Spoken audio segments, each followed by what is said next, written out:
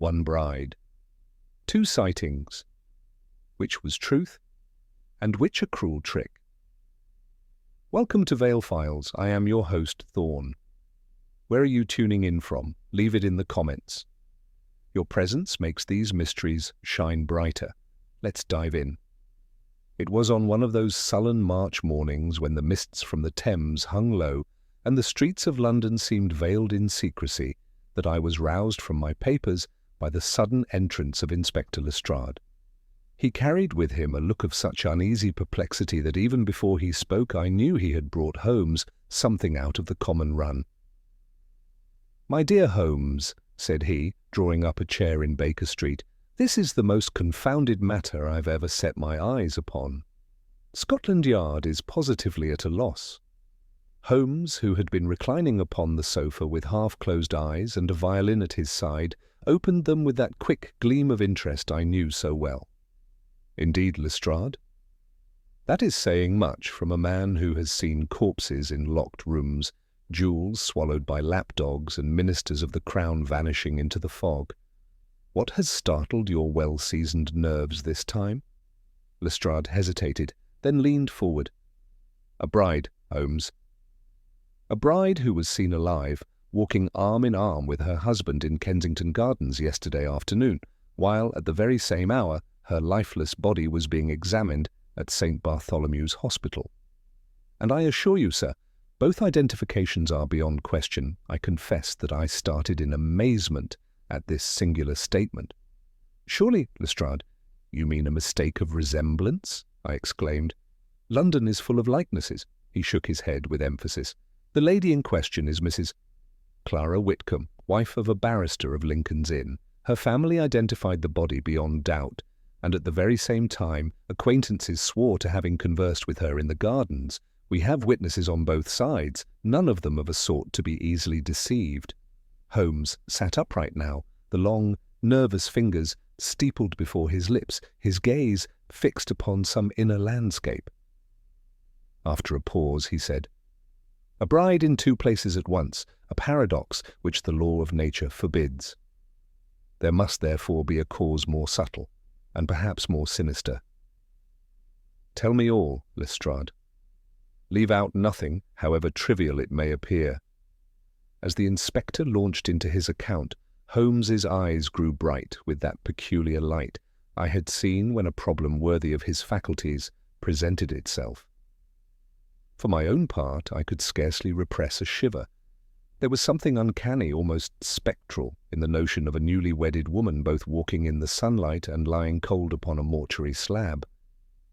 Little did I know that this mystery, so strange in its inception, would lead Holmes and myself through a labyrinth of deception, bring us face to face with a most ingenious adversary, and test even his unparalleled powers of deduction. Lestrade, with a certain stiffness of dignity which I knew masked acute anxiety, unfolded a leather notebook upon his knee and ran a finger, ink-stained and nicked at the cuticle, down a page of cramped entries. Holmes, meanwhile, had shifted to the edge of the settee. The languor was gone from him. He had the air of a man listening for a faint ticking beneath a clock's louder chime. "You will begin at the beginning," said Holmes. "But first, permit me a trifle. You came here from Lincoln's Inn by way of Chancery Lane and Holborn. You took a cab only as far as the corner of Baker Street, dismissed it there, and walked the remainder." Lestrade's brows went up. "Upon my word, Mr. Holmes. The clay upon your shoe, note, Watson, how it gathers at the outer heel, belongs to the deep ruts at the south-east entrance of Lincoln's Inn Fields, where the puddles are perpetually refreshed by the leaking standpipe. The smear upon the right cuff of your coat is printer's ink. The Argus, on Holborn, leaves exactly that smut upon its door-lintel, which the unwary touch. As to the cab, your left glove bears a circular indentation of grime, the signature of the ribbed strap, peculiar to the hansoms licensed from the Chancery Lane stand. You have the cabman's receipt. See, a corner peeps from your pocket, but no corresponding coal dust upon the skirt of your coat, which would have been inevitable had you ridden up to our very door, where the traffic ward is particularly ashy this week. I conclude you paid him 2 streets off and walked to collect your thoughts." Lestrade gave a short, unwilling laugh. "Collect them I did, Mr. Holmes, for they are somewhat scattered by this business.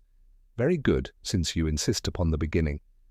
The deceased, or the lady supposed to be deceased, is Mrs. Clara Whitcomb, née Allardyce, married 6 weeks since at St. Matthew's, Bayswater, age 23.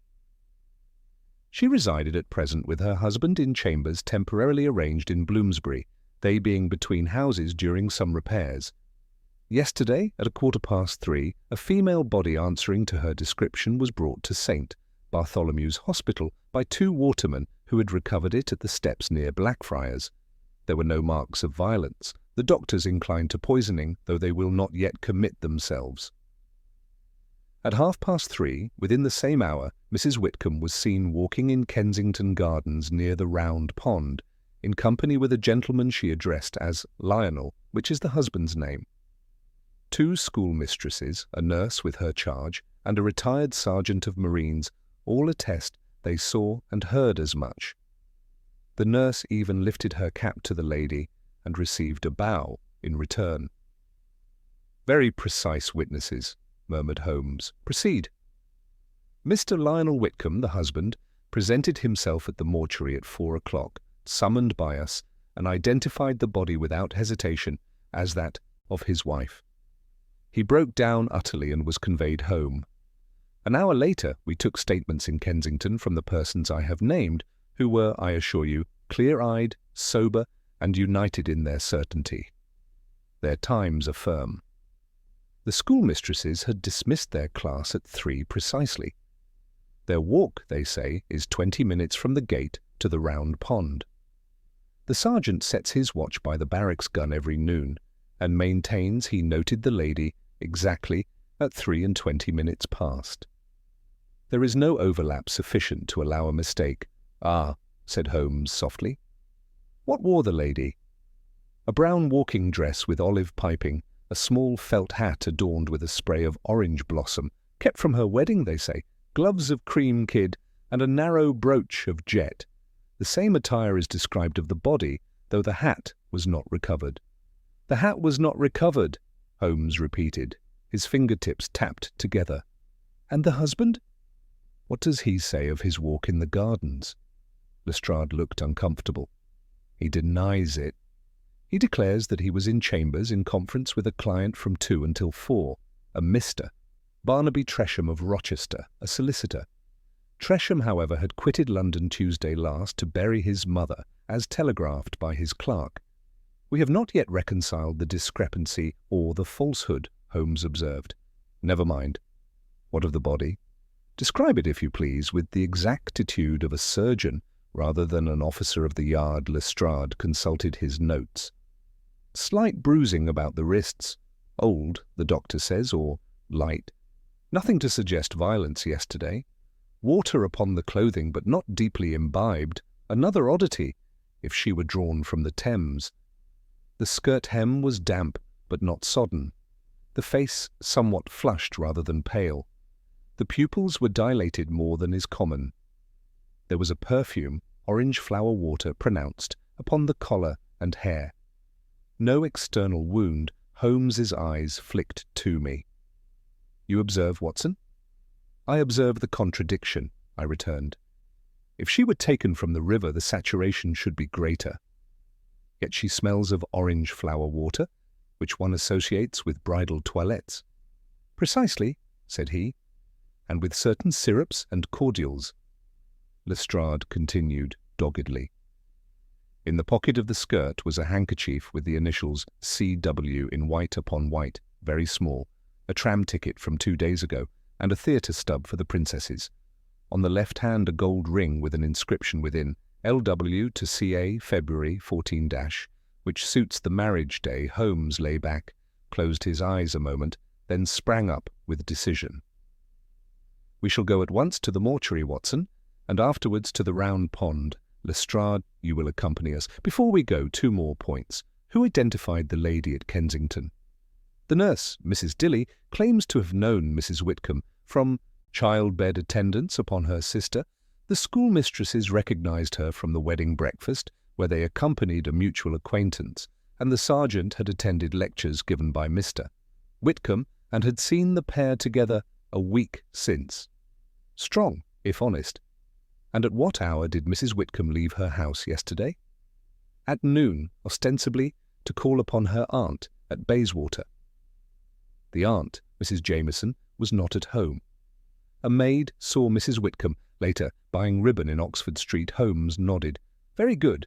Your hat, Watson. There is a smell in this case which is not of the river." Within the half-hour we were seated in a cab rattling eastward through the press of Holborn. Holmes, buried in his overcoat and with the tip of his nose just visible above its collar, seemed sunk in his own computations. Only once did he stir, to draw from his pocket a narrow lens and to polish it upon his sleeve. I knew that signs, invisible to grosser sight, had already marshalled themselves into ranks for his inspection, and I forbore to interrupt. At St. Bartholomew's we were admitted without question to the cold grey hall where the bodies lay under their sheets in a melancholy propriety. Lestrade, who had spoken with the attendant, led us to a table upon which a slight figure was stretched. He lifted the linen with a respectful hand. I shall not dwell upon the features. They were composed and, to my eye, bore the likeness of a young woman of some refinement. The lips, as Lestrade had said, retained a certain colour, and the pupils were indeed abnormally dilated. A faint, sweet odour came to me, orange blossom, but tinctured with something less agreeable, a sickly undernote only a physician would remark. "You perceive, Holmes," said I, bending for a closer inspection. "The nails, there is a dust beneath them." Holmes had already produced his lens. He examined the hands, the ears, the line where hair meets skin, the stitching of the glove still upon the right hand, and the sole of the shoe. His movements, though delicate, were rapid. "Watson," he murmured, "what do you make of this spot upon the lobe?" "A minute puncture," I answered. "Hardly visible." "And another at the inner elbow, obscured by the lace." "Two punctures, then. The shoe, observe the grit embedded at the edge, not river gravel, but a pale grit with black specks, an esplanade composition, commoner in certain parks than upon the Thames steps. The hem, only wetted to a hand's breadth. This lady did not lie in water long, if at all. And the orange blossom scent, note that it clings more to the hair and less to the bodice. Where would a cloud of such scent come from, Watson? A spray of flowers, or a cloud expressed from a bottle atomizer, said he. Lestrade, have you weighed the ring? Weighed it? No, it is somewhat heavier than its fellows. Pah, this is not the moment. What say you of the pupils, Watson? Atropine, I said reluctantly, or some allied alkaloid. Belladonna, perhaps, Holmes returned, used by ladies to brighten the eye. But here, exaggerated, and the pulse, well, we cannot question the pulse.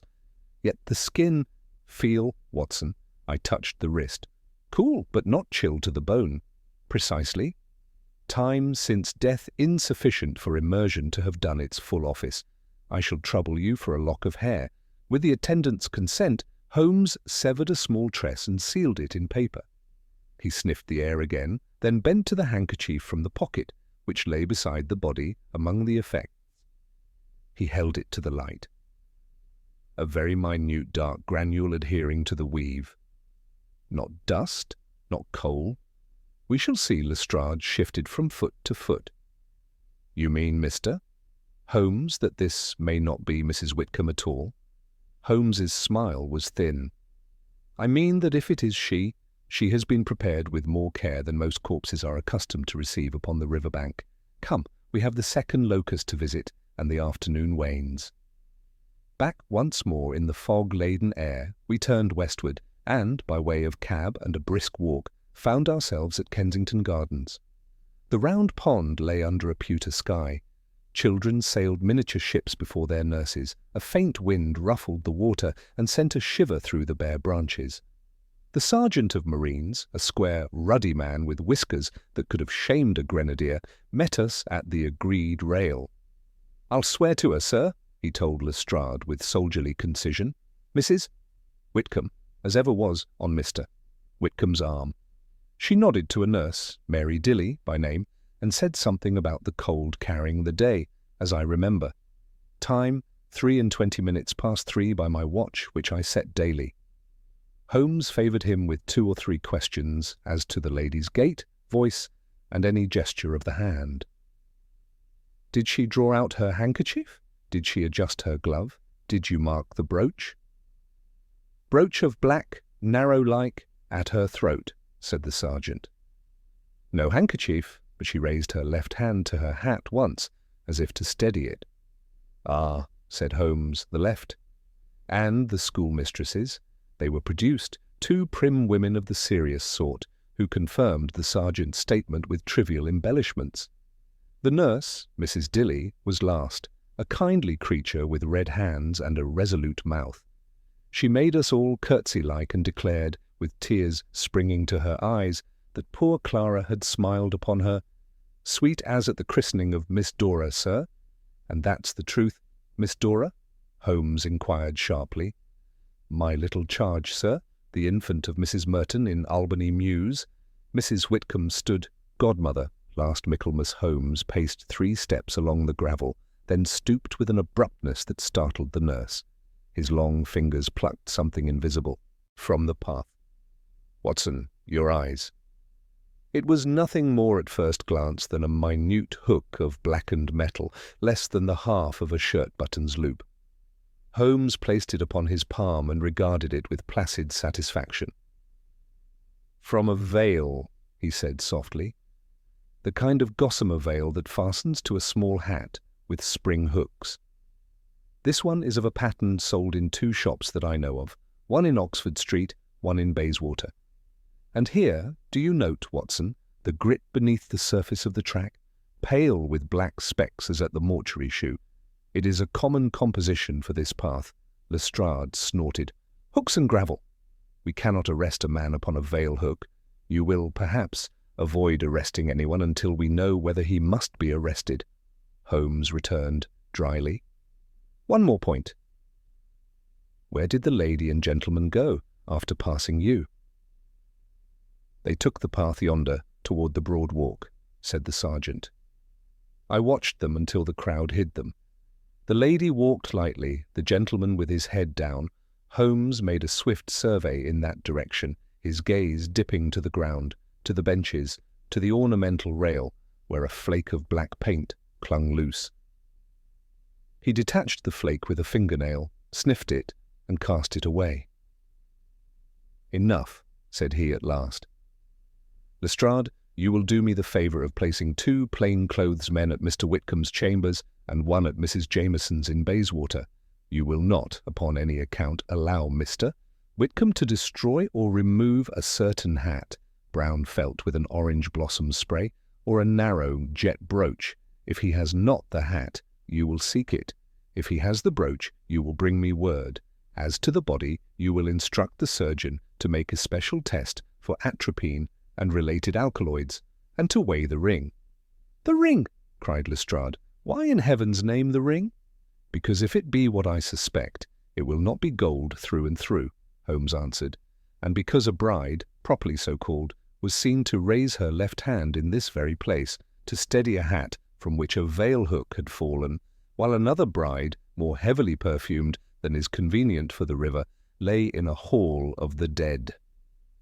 We shall call upon Mr. Whitcomb presently, Watson, but first there is a shop in Oxford Street where a certain veil was sold this week, and a ribbon of olive piping that matches a brown dress. It is as well to ask questions at the source. We left our witnesses with their convictions intact and turned into the street once more. Holmes's step had the lightness that presages a chase, yet his face, when he glanced aside at me, wore that remote and pitiless expression I have sometimes seen when he contemplates a human folly that has ripened into crime. You think, then? I began. I think nothing, he cut me off, though not unkindly. I only observe that a woman cannot be in 2 places at once, that the river is a clumsy accomplice for a neat mind, and that orange blossom is a pretty mask for a very ugly odour. Let us see how the shopkeepers of Oxford Street remember their brides. The wind whipped down Oxford Street with a bite that set the shop awnings to rattling, but Holmes walked briskly, his long strides so purposeful that I was compelled to lengthen mine to keep pace. Lestrade, with his shorter legs and heavier build, puffed behind us like a bellows, grumbling but not daring to fall out. Holmes neither spoke nor slackened until he stopped before a modest milliner's establishment wedged between a confectioner's and a bookseller. The window display offered a neat array of bonnets, veils, and sprays, each tagged with precise lettering that bespoke a careful hand. Inside, the air smelled of starch and perfumed ribbon. A small bell tinkled above the door, drawing forth a woman of middle years whose eyes darted with shrewd alertness even as her lips formed a smile of trade. Holmes raised his hat with a politeness that did not soften the intensity of his gaze. "Good day, madam." "My friend here," he indicated me, "has a certain taste for veils of a light gauze fastened by spring hooks. A pattern with orange blossom, perhaps?" The shopkeeper brightened. "Indeed, sir. I sold such a one not 2 days since, a very handsome article, imported from Lyons. The lady who purchased it seemed much taken with the orange blossom. She chose also a ribbon of olive piping to match her dress, if I recall aright." Holmes inclined his head as if the detail were trivial, though I saw the spark that leapt in his eyes. "Would you be so obliging as to describe the lady?" The woman pursed her lips. Young, slight, with fair hair under her hat. Well dressed, but in haste. She paid in coin and gave no name. "Alone?" Holmes prompted. "No, sir." "With a gentleman, dark of hair and complexion, carrying himself in the manner of one accustomed to authority. He spoke little, but his eyes, well, I shall not soon forget them." "Sharp eyes, sir," and restless Holmes considered a moment. "And the time of day?" "Near 2 o'clock. He placed a coin upon the counter, thanked her, and turned abruptly on his heel. Outside, Lestrade burst forth in protest. "Well, that's a mere trifle. What does it prove, Holmes? Young ladies purchase veils every day of the week. It proves," Holmes returned calmly, "that the veil observed at Kensington was purchased here within the precise interval that Mrs. Whitcomb was meant to be calling upon her aunt. It proves also that she, or a double, was in company with a man who is not her husband, unless I misjudge the description. Come, there is another shop in Bayswater where the same hooks are sold. We must not rely upon one testimony." We proceeded by cab to the second milliner. Here, too, the attendant recalled a sale of an orange blossom veil, though this time to a taller woman with dark hair, accompanied by no gentleman.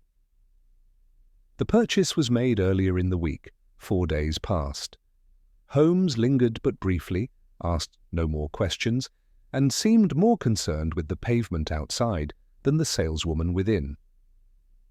He stooped twice to examine faint scuff marks near the step, then straightened with a slight nod, as though confirming some inward theory. Back in the cab, Lestrade pressed him hotly. "2 shops, 2 veils, and 2 different women. Where does that leave us? My men will think I've lost my senses if I tell them we chase millinery." Holmes looked out at the passing terraces, his face half in shadow. "It leaves us, Lestrade, with the strong possibility that more than one woman has been clothed to resemble Mrs. Whitcomb. The purchase of a veil is an elementary preparation for substitution, is it not? We must consider the likelihood of a conspiracy with at least 2 women acting in concert, or 1 woman, and an accomplice of subtle craft. Do you not perceive the significance?" Lestrade muttered something indistinct. I confess my own mind reeled with the possibilities, yet I felt instinctively that Holmes trod upon firm ground. Our next destination was Lincoln's Inn, where Holmes insisted upon a call at the chambers of Lionel Whitcomb. The rooms lay upon the 2nd floor of a gloomy block overlooking the narrow courts. A clerk admitted us with reluctance, stating that Mr. Whitcomb was unwell and not receiving visitors. Holmes brushed past with such quiet authority that the man made no move to hinder us further. We found the barrister in a dimly lit sitting-room, a decanter before him and his head bowed into his hands. He sprang up at our entrance, his face pale and ravaged. "Gentlemen, why this intrusion? I have suffered enough without persecution in my own chambers." Holmes bowed slightly. "We intrude only to save you, Mr. Whitcomb, from the dangers of silence. Your wife is reported dead in one quarter and alive in another. Until the contradiction is resolved, suspicion must rest upon every soul connected. You, above all, cannot afford to withhold explanation." The man clenched his fists. "I know nothing. I saw the body with my own eyes. It was Clara, my Clara. How she came to the river, God alone knows." "And yet," Holmes said gently, "at that very hour you were seen in the gardens, walking with her, conversing, receiving the greetings of her acquaintances." Whitcomb staggered back, his lips trembling. "It is false. I was here with my client, Mr. Tresham." He halted, as though struck by the futility of his own words, knowing already that his alibi was in tatters. Holmes's voice hardened. "Mr. Tresham was in Rochester. His clerk has telegraphed so. Will you amend your statement?" The man collapsed into his chair, his features working convulsively. For a moment I thought he would confess all. Instead, he buried his face in his hands and sobbed like a child. Holmes regarded him. Without pity, his eyes narrow, his jaw set. "Very well," Holmes said at last. "You leave me no choice but to draw my own conclusions. Watson, observe his left hand." I followed the gesture. The barrister still wore his wedding ring, but beneath it was a raw circle, reddened as though another band had been recently removed or shifted. Holmes straightened.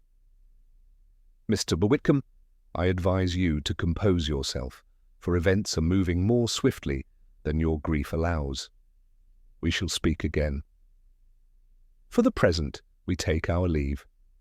Outside in the court, Lestrade seized Holmes by the arm. "Well, what do you make of him?" "Guilty as sin, I'll wager. But of what? Murder? Conspiracy? Or is the man merely mad with shock?" Holmes shook him off impatiently. "Guilt is not a word to be tossed so lightly, Inspector. He knows more than he will say. That is evident. But whether he is deceiver or deceived, we cannot yet declare. What interests me more is the mark beneath his ring. Did you note it, Watson? Such abrasions occur when a man conceals something under his wedding band, perhaps a second, thinner ring, with an inscription he dares not display. A clever device. If he would pass as wholly married while privately bound otherwise, the cab bore us back toward Baker Street, the fog deepening with the fall of dusk. Holmes leaned forward, his hands clasped, his face sharp in the lamplight. "We stand," said he, "upon the threshold of a very singular design. A woman dead, yet alive, a husband distraught, yet secretive, veils purchased by two different women, a body perfumed beyond reason, with signs of atropine in the eyes, and a ring that may be more than a ring. Add to this the witnesses, honest folk, who swear to what they saw. No common deception could mislead them all. No, Watson, there is an intelligence here, weaving a fabric of illusion about us. We must pluck at the threads one by one, till the whole cloth unravels." I ventured.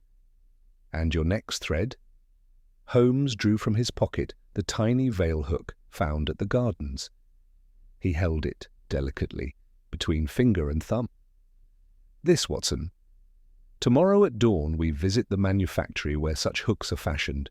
If my surmise be correct, we shall learn whose hands bought them in quantity. And from that perhaps we may begin to know who the bride truly is, the one who lies in the mortuary or the one who walks abroad." His voice dropped so low that Lestrade, half dozing opposite us, failed to catch the words. "There is, I think, a third woman in this case, a shadow bride, unseen yet moving behind them all. Until we bring her into the light, the mystery will remain unsolved." Holmes sank back into his seat, and the cab clattered on through the fog. I, for my part, could not banish from my mind the image of the young woman stretched lifeless upon the mortuary slab, her lips faintly tinged, her eyes dilated with unnatural brilliance. Who was she truly? Clara Whitcomb, or another, Made to wear her likeness? The question hung over us like the mist itself, impenetrable, chill, and full of unspoken menace. Dawn found us threading the narrow lanes off Marylebone Road, the mist lying in ragged skeins among the chimneys, and the tradesmen's boys yawning at their shutters. Holmes had sent a note overnight, and received by messenger a pencilled reply which satisfied him. He would not show it to me, but it turned our steps into Little Borden Street, where the brass plate of H. Berwick and Sons, wire goods and small haberdashery, glimmered faintly in the murk. Within, the air tasted of oil and iron. Racks of minute contrivances, hooks, eyes, corset studs, and veiling springs filled the shelves in tidy arrays. A lean, spectacled clerk regarded us with the neutral interest of a man accustomed to other people's odd requirements. Holmes produced from his pocket the blackened chip of metal we had recovered near the round pond. "You make this pattern?" The clerk turned it in his fingers, peered, and nodded. "Our patent spring for gauze veils, sir." "See the curl here, just so. We mark the box, not the pieces. You sell to the trade?" "Almost entirely. Milliners, costumiers, a photographer now and again who keeps a wardrobe." "Wardrobe?" Holmes's tone was idle. "For sittings, sir, bridal tableau and such. The ladies like a veil to complete the likeness." Holmes's eyes half closed. "You keep a book of sales?" The man hesitated, glanced at the office door, and, persuaded by a card bearing Holmes's name and a whispered assurance that Scotland Yard would be grateful for punctual aid, fetched a ledger that smelled pleasantly of paste and ink. His finger skimmed a column of entries. 2 dozen boxes to Madame Sylvette, Rathbone Place, 4 days ago, 12 to Pennard and Company, Oxford Street, and, 1 dozen and a half to the Imperial Photographic Rooms, Bayswater, a fortnight since. A special order, that was. They asked the blackened finish for invisibility under gaslight. Holmes tapped the last line. "The Imperial Rooms, if you please, exact address." The clerk obliged. Holmes rewarded him with a bow that somehow conveyed both thanks and a command of discretion, and we were in the street once more, the fog thinning as the morning brightened. "The Imperial Rooms," I ventured. "You think, then, that our bride may have been a studio's bride?" "At a minimum," Holmes returned. "Someone connected with that studio possessed hooks of the identical pattern, and finished to that found where our witnesses swear Mrs. Whitcomb walked. It is as well to see who plays at marriage behind a camera." The Bayswater establishment stood upon a corner, its plate-glass front dressed with carte de visite and cabinet photographs of brides, officers in full dress, crinolined families, and infants arrayed in lace. A gilt legend announced the proprietor, Mr. Hervey, and a painted backdrop within showed a colonnade with a moonlit sea beyond. We were met by an eager young assistant whose fingers bore the inky stain of a retoucher. "Mr. Sir Hervey is engaged with a lady, sir," he told us, "but if a sitting is required—" "No sitting," said Holmes. "Information. You had from Berwick and Sons a supply of black-finished veil springs within the last fortnight." The assistant blinked, and finding no advantage in denial, admitted as much. "For our bridal wardrobe, sir." "The springs do not catch the gaslight. How many veils do you keep?" 3, no 4, white, and 1 with orange blossom, very pretty." "And do your ladies come with their own hats and brooches, or do you provide them?" Holmes's gaze had already moved past the assistant to a row of pegs, from which hung a brown felt with a narrow, faded spray of orange blossom upon the band. We have a few items," the young man stammered. "Some ladies forget. The hat you behold matches to a hair the description of that worn by Mrs. Whitcomb in Kensington Gardens yesterday at 23 minutes past 3, said Holmes. "You will oblige me by setting it on the counter." The fellow fetched it, agape. Holmes took it delicately, sniffed the band, his nostrils flared almost imperceptibly, and then pressed with a nail at the base of the spray. There was a click so minute that I might have imagined it.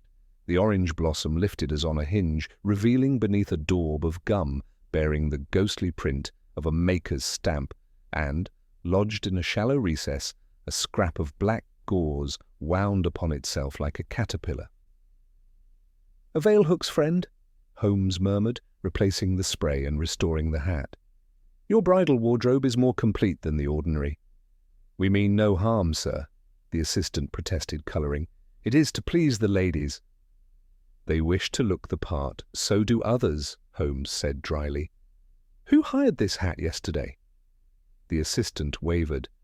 "Sir, we do not commonly—" Holmes drew from his pocket a sovereign and set it spinning upon the glass counter until the young man's eyes followed it like a cat's. "Names, times, and any oddities, be exact. It was not hired as such," the youth confessed, lowering his voice. "A lady, well-dressed, fair, with a little mole at the left of her lip, came on Wednesday to sit for a bride of March.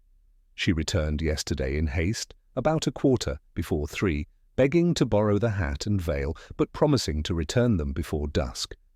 Mr. Hervey grumbled, but she was a good customer. She left us a ring as surety." "A ring?" said Holmes very softly. The assistant produced from a drawer a narrow band of gold, plain on the outside, but within engraved L.W. to C.A. February 14, so like the inscription upon the ring found upon the mortuary body that I felt a prickling along my spine. Yet this band was light, its edge thin, its inner surface entirely innocent. Holmes weighed it in his palm, then set it down beside the hat. "And she gave a name?" "Only Mrs. Whitcomb, sir." "Was she alone?" "Not at first." A gentleman waited at the corner, dark, with a moustache cut square. He would not come in. Holmes' glance quickened. "Square-cut, military?" "Like enough, sir." "You have her likeness? The sitting of Wednesday?" "It is not yet finished," the assistant said. But he brought a glass plate, and with the pride of his craft, held it up for us. There, spectral and reversed, the image of a young woman stood posed against the painted colonnade, a veil descending to the bridge of her nose, and the orange spray upon her hat. Even in that raw state there was about the mouth a firmness, and about the eyes a look that I could not call Clara's, having seen the dead face at Bart's. This woman, if it were she, had an alertness, a play-acting brightness, which the other lacked. "We shall purchase a copy when printed," said Holmes. "Meanwhile, the hat and the ring remain with you?" "Yes, sir." "The lady said she would be back by 5, but she was not." "No, sir?" Holmes nodded once, and I could see that something in this simple recital had filled a gap in his internal diagram. He left a card for Mr. Hervey, who presently emerged from behind a curtain, beaming and obsequious, and received with a bow the intimation that his establishment must not part with hat, veil, or ring until Scotland Yard had done with them. Lestrade, who had worn throughout the aspect of a man perpetually a pace behind the game, found his voice long enough to mutter that he would place a man at the door. We had just stepped back into the street when a boy in buttons pelted across to us, cap askew, and thrust a telegram into Holmes's hand. He tore it open, scanned it in a breath, and passed it to me. "Atropine present in eye, tissue and stomach contents. Stop no water in lungs. Stop ring weight. Abnormal cavity within inner rim contained residue of oily liquid with orange flower odour. Stop Bramwell Sparts." "The river," said Holmes, "was a theatre after all. She was not drowned, Watson. She was dressed for the part. Then the body was presented as Mrs. Whitcomb, with adjusted details to fit a pattern of bridal grief. The orange blossom syrup covers more acrid scents. The atropine brightens the eyes to a ghastly bridal brilliance. The ring, heavier because hollow, carried its own perfume to complete the fiction." He pointed with his cane at the window where brides smiled out from their cardboard paradises. "The stage has its uses outside the theatre." Lestrade's face had grown grave. "If not drowned, then murdered." "Not necessarily," said Holmes. "Atropine in the stomach may signify a draught administered for a purpose not fatal in itself, but combined with something else, morphia, chloral, any of a dozen, soporifics, and then exposure." He shrugged. "We must see the full report." "Who is she, then, if not Clara?" I asked. The answer lies with those who had a reason to provide a body that should be taken for Mrs. Whitcomb, while Mrs. Whitcomb, or her simulacrum, walked in a public place. Consider, Watson, who profits by a proof of death? A husband? An enemy? A beneficiary? Lestrade, have you looked into insurance? Already underway, said the inspector with professional pride. A policy taken out last month by Mr. Whitcomb upon his wife's life, £5,000 with a double indemnity in case of accident. Holmes's mouth tightened. Ah, that is a hook that will catch the simplest gudgeon of the magistracy. It is also precisely the bait a clever angler throws when he wishes to distract attention. We shall not at present swallow it. He turned his face toward the west. Next, to Bayswater, Mrs. Jameson's. There is a letter there that will not be in any official inventory. The aunt's house presented a respectable front, with chrysanthemums bravely surviving the season in pots upon the steps. A tight-lipped maid admitted us to a parlour scented with lavender and furnished in chintz. Mrs. Jameson proved to be a woman of stiff carriage and cool eye. Grief sat upon her like a shawl she had put on because custom required it. My niece was a foolish little creature, she said after a few conventional phrases. Flighty, too much vanity, but harmless, Mr. Holmes, he said. I condole, madam. Did Mrs. Whitcomb call upon you yesterday? She did not. She wrote on Tuesday to say she might, but I was out yesterday. I found no card, and any letter since? None. Holmes's gaze travelled idly about the room. It came to rest upon a writing desk where, under the corner of a blotter, a triangle of notepaper peeped. He did not move toward it. Instead, he drifted to the window and admired aloud the chrysanthemums. Remarkable that they endure the London fog. Your gardener must be a master. My own hand, Mr. Holmes, said the lady, not unpleased. She moved to the window to expatiate upon a mixture of soot and soot's antidotes. While she spoke, Holmes, with a movement so slight that even I doubted my eyes, lifted the blotter with the tip of his forefinger and allowed it to fall again. When we had taken our leave, he drew me without pause to the corner and produced from within his cuff a thin sheet of tissue on which a reversed impression of writing had been taken. A simple device, he said. A smoked glass and a patience with mirror writing accomplish the rest. We read, walking. The note was in a feminine hand. Aunt, do not be alarmed if you hear wild talk of me.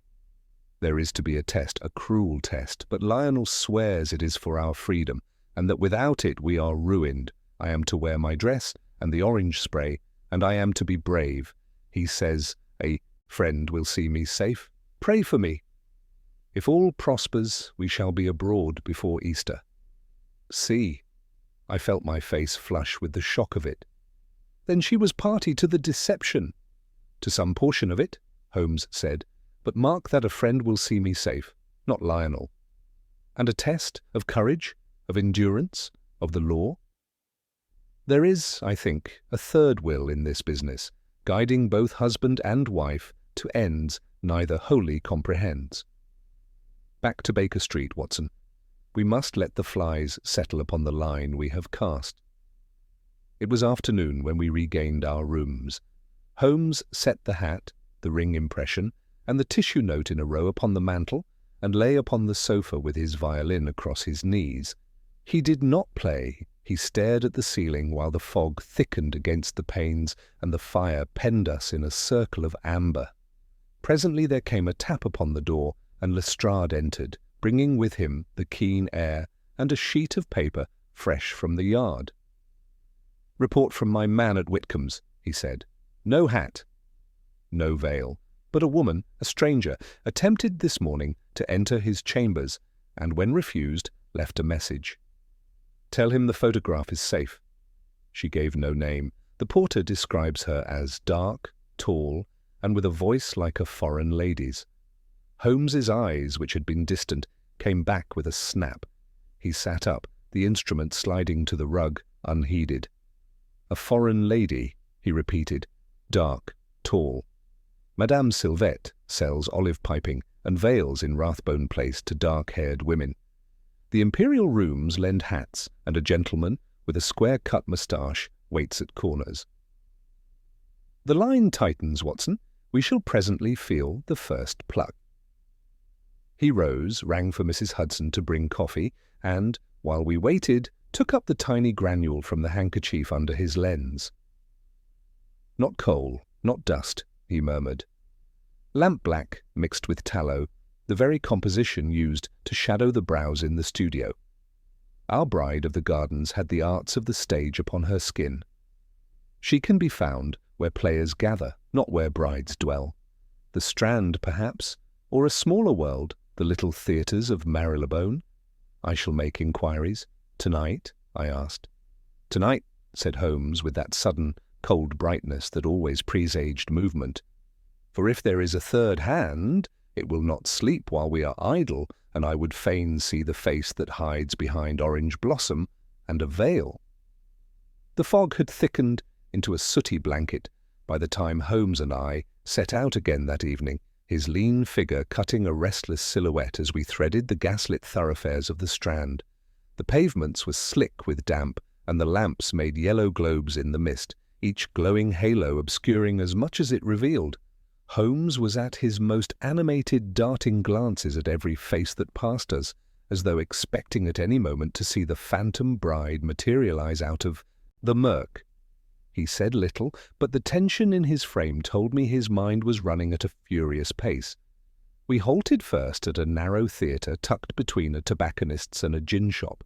Its peeling placards advertised melodramas with titles like The Fatal Bridegroom and The Widow's Oath, and a faint odour of stale grease paint drifted even to the street. Holmes slipped inside with me close behind. The auditorium was dim, rehearsal being over, but a few players lingered about the stage, laughing and drinking tea out of chipped mugs. Holmes's eyes swept the company with a single glance before fastening upon a tall woman adjusting a veil in front of a cracked mirror. She was dark-haired, striking, her profile stern, and her hands bore traces of lampblack at the knuckles. Holmes approached her without ceremony. "Madam, you have recently been in Bayswater. You hired a hat and veil from the Imperial Photographic Rooms under another name. To whom did you return them?" The woman wheeled, her dark eyes flashing. "Sir, I do not know you." "I am an actress, not a thief." Holmes bowed slightly. "And yet the veil hook which I found in Kensington Gardens yesterday matches precisely the pattern you fasten to your costume at this moment.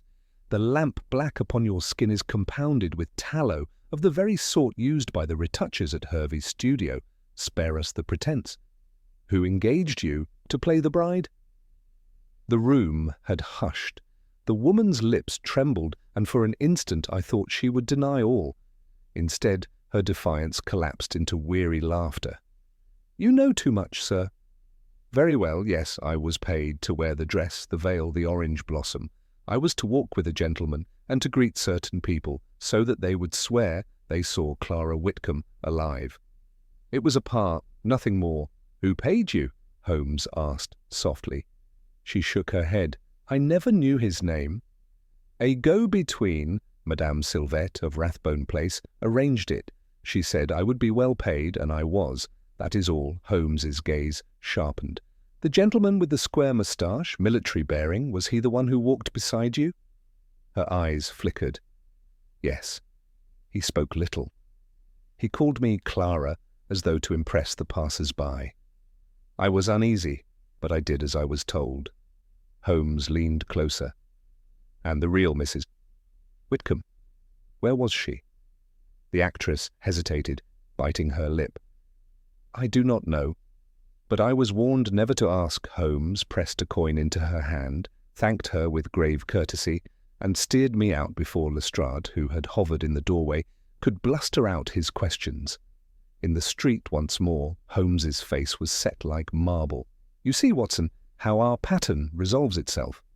We have two brides, the true Clara, whose fate remains uncertain, and this actress, her counterfeit, whose purpose was to provide witnesses to a false life while a false death was enacted elsewhere.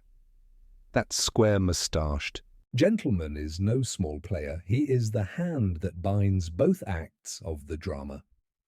Sylvette is but a broker, a dealer in disguises, I asked the obvious. But why contrive such a grotesque deception? To what end does one kill a woman and yet prove her alive? Holmes's eyes glinted. Because if she is both alive and dead, the law is paralyzed. The certificate of death secures insurance. The testimony of life shields the husband from suspicion. Meanwhile, someone else profits from the confusion. We turned our steps toward Rathbone Place, the hour growing late, but Holmes relentless. Madame Sylvette's establishment proved to be a gaudy shop with velvet drapes and a gilt-lettered sign. The woman herself met us in a cloud of perfume, her gown cut too richly for respectability. She greeted Holmes as though she had expected him. "Monsieur is most persistent. What is it you desire of poor Sylvette?" "I sell ribbons, veils, little vanities." That is all. Holmes fixed her with his hawk-like stare. "You sell parts in a play, madam, and your actors walk in the streets while the police look the other way?" "I desire the name of the man with the square moustache who engaged you on behalf of Mr. Lionel Whitcomb." She laughed, though uneasily. "Names are not forgiving. Clients pay for discretion." Holmes drew from his pocket the note we had taken from Mrs. Jameson's blotter, unfolded it, and held it where she could see. "You know this hand, madam. You forwarded it. You will tell me to whom." Her painted face blanched. "I do not—" Holmes cut her short. "Spare me, madam. Scotland Yard has already placed a man upon your door. If you will not assist me, you will answer to them. Choose." For a moment she wrestled with herself, then her shoulders slumped. "Colonel Armitage," she muttered. "That is his name? He comes often, always with business of secrecy. He has the manner of one used to command." Holmes gave a short nod. "The same. You have done wisely, madam." He turned to leave, but she clutched his sleeve. "Monsieur Holmes, beware. This Armitage is dangerous. He pays well, but his eyes, mon Dieu, they chill the blood. He's not a man to be crossed lightly." Out in the street, Lestrade at last let loose his exclamations.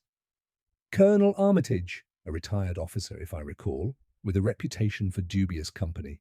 Holmes, this is a tangle indeed. Do you suppose he leads the plot?" Holmes walked quickly, his cloak whipping behind him. "He is the strong arm, not the brain. Yet his presence tells us the affair is no mere domestic quarrel. We have entered upon ground where finance, deception, and perhaps politics converge. Come, Watson, tonight we have learned enough. Tomorrow we set our snare." We returned to Baker Street, weary and chilled. As the fire thawed my bones, I watched Holmes pacing the rug, his violin untouched, his pipe cold in the grate. He paused only to jot cryptic notes upon a slip of paper, then resumed his restless strides. At length he spoke. "We must prove whether the woman in the mortuary is Clara Whitcomb. If she is not, then who supplied that body, and why? Until we answer, we chase shadows. Tomorrow, Watson, we return to Bart's. The hair I clipped may yet yield us truth." I retired at last, but my dreams were haunted by two brides, the lifeless figure on the slab, and the veiled phantom gliding through the fog, her laughter echoing hollowly as she vanished into the mist. Holmes' words told in my mind, a bride cannot be in two places at once, and yet, until he unravelled the snarl of lies and disguises, she seemed to walk everywhere at once, a spectral presence mocking both truth and reason. The morning broke with a pale sun, straining weakly through the fog, its rays casting no warmth upon Baker Street. I found Holmes already at the table, a microscope drawn close beneath the window, several vials arrayed beside it, and the lock of hair we had taken from the mortuary body lying like a shadow across a glass slide. His face bore that rapt, absorbed intensity which made him appear more machine than man, every nerve focused upon the faintest of details. "Observe, Watson," he said, without raising his head, beckoning me closer. "The hair is fair, but note the ends. They are singed, not by fire, but by an acid solution, one commonly employed in photography. And here the shaft carries a faint trace of powder, a preparation of belladonna, as Bramwell's report confirmed. The lady at Bart's was painted for the role of bride, even down to the locks of her hair. This is not Clara Whitcomb. Then whose body lies there? I asked, peering into the glass, though my untrained eye saw little beyond the pale strands. A willing decoy, perhaps, Holmes murmured. Or a woman, drawn into the web by need or compulsion. Whoever she was sacrificed to complete the illusion, but her identity will not remain hidden long. We must inquire among those places where women of the stage, poor and pliant, may be hired for a price. He straightened, his gaze turning sharp.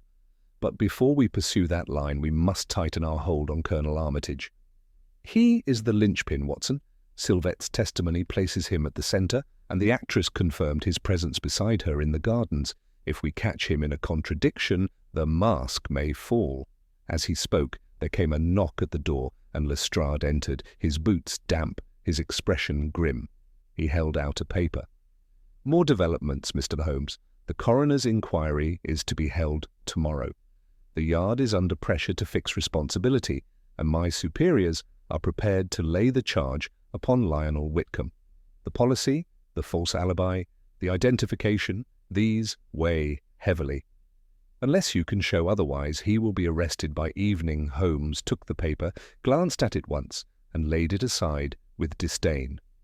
Arrest him now, and you will play directly into the hands of the true conspirators.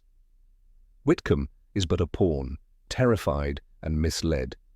He has neither the nerve nor the imagination for such a plot. No, Lestrade, leave him be for 24 hours. I give you my word that by then you shall have the truth, or at least enough of it to save you from ridicule, Lestrade muttered, but acquiesced, evidently impressed by Holmes's certainty. He departed with a reluctant promise to stall his superiors, leaving us once more alone. Holmes began pacing, his hands clasped behind his back, his eyes bright with the flame of inspiration. Watson, the play nears its climax. The dead woman is not Clara. The living bride was an actress, and the husband stands bewildered between them. Armitage directs the stage, but who wrote the script? There must be a deeper motive than insurance money. I scent blackmail, politics, or some secret so delicate that the Whitcombs were mere instruments. He halted suddenly. Come, we go again to Bart's. There is one test yet to perform. At the hospital we were met by Bramwell, the earnest young surgeon who had conducted the post-mortem. He greeted Holmes with respectful curiosity, clearly flattered by the great man's attention. Holmes requested a private room and was soon at work with the microscope and the oily residue taken from the hollow ring. You see, Bramwell, he explained, the perfume within is not mere orange flower water.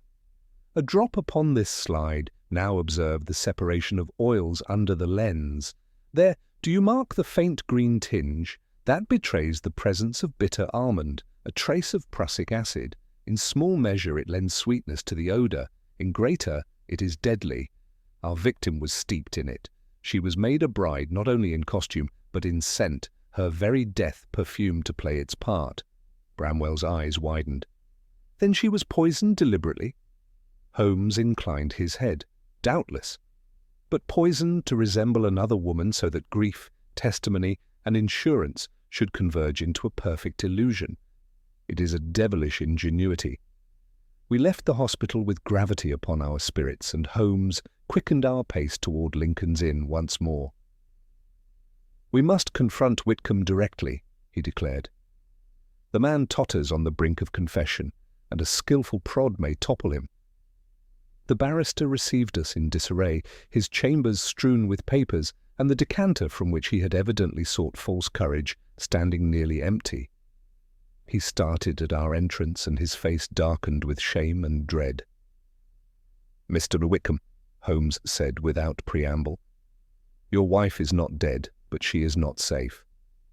You have been deceived into identifying another woman as her, and by so doing, you have placed her in mortal peril. If you wish to save her, you must tell me everything. Your dealings with Colonel Armitage, the letters, the promises. Conceal nothing, or you will answer not only for fraud, but for murder. The man swayed, his lips working soundlessly. At last he dropped into a chair and buried his face in his hands. It is true. he whispered hoarsely. I was drawn into it, blackmailed, threatened with ruin.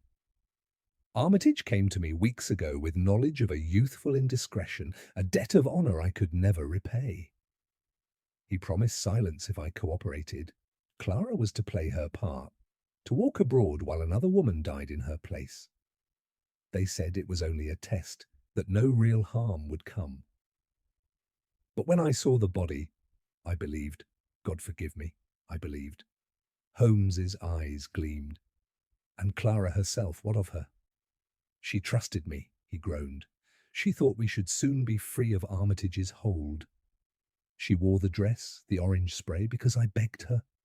But I have not seen her since. I fear, oh God, I fear she is lost to me. Holmes laid a hand upon his shoulder, not unkindly. Take heart, sir.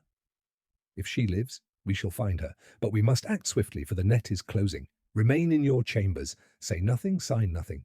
Trust only me. As we left, Holmes' face was grim with resolve. Watson, the final act approaches.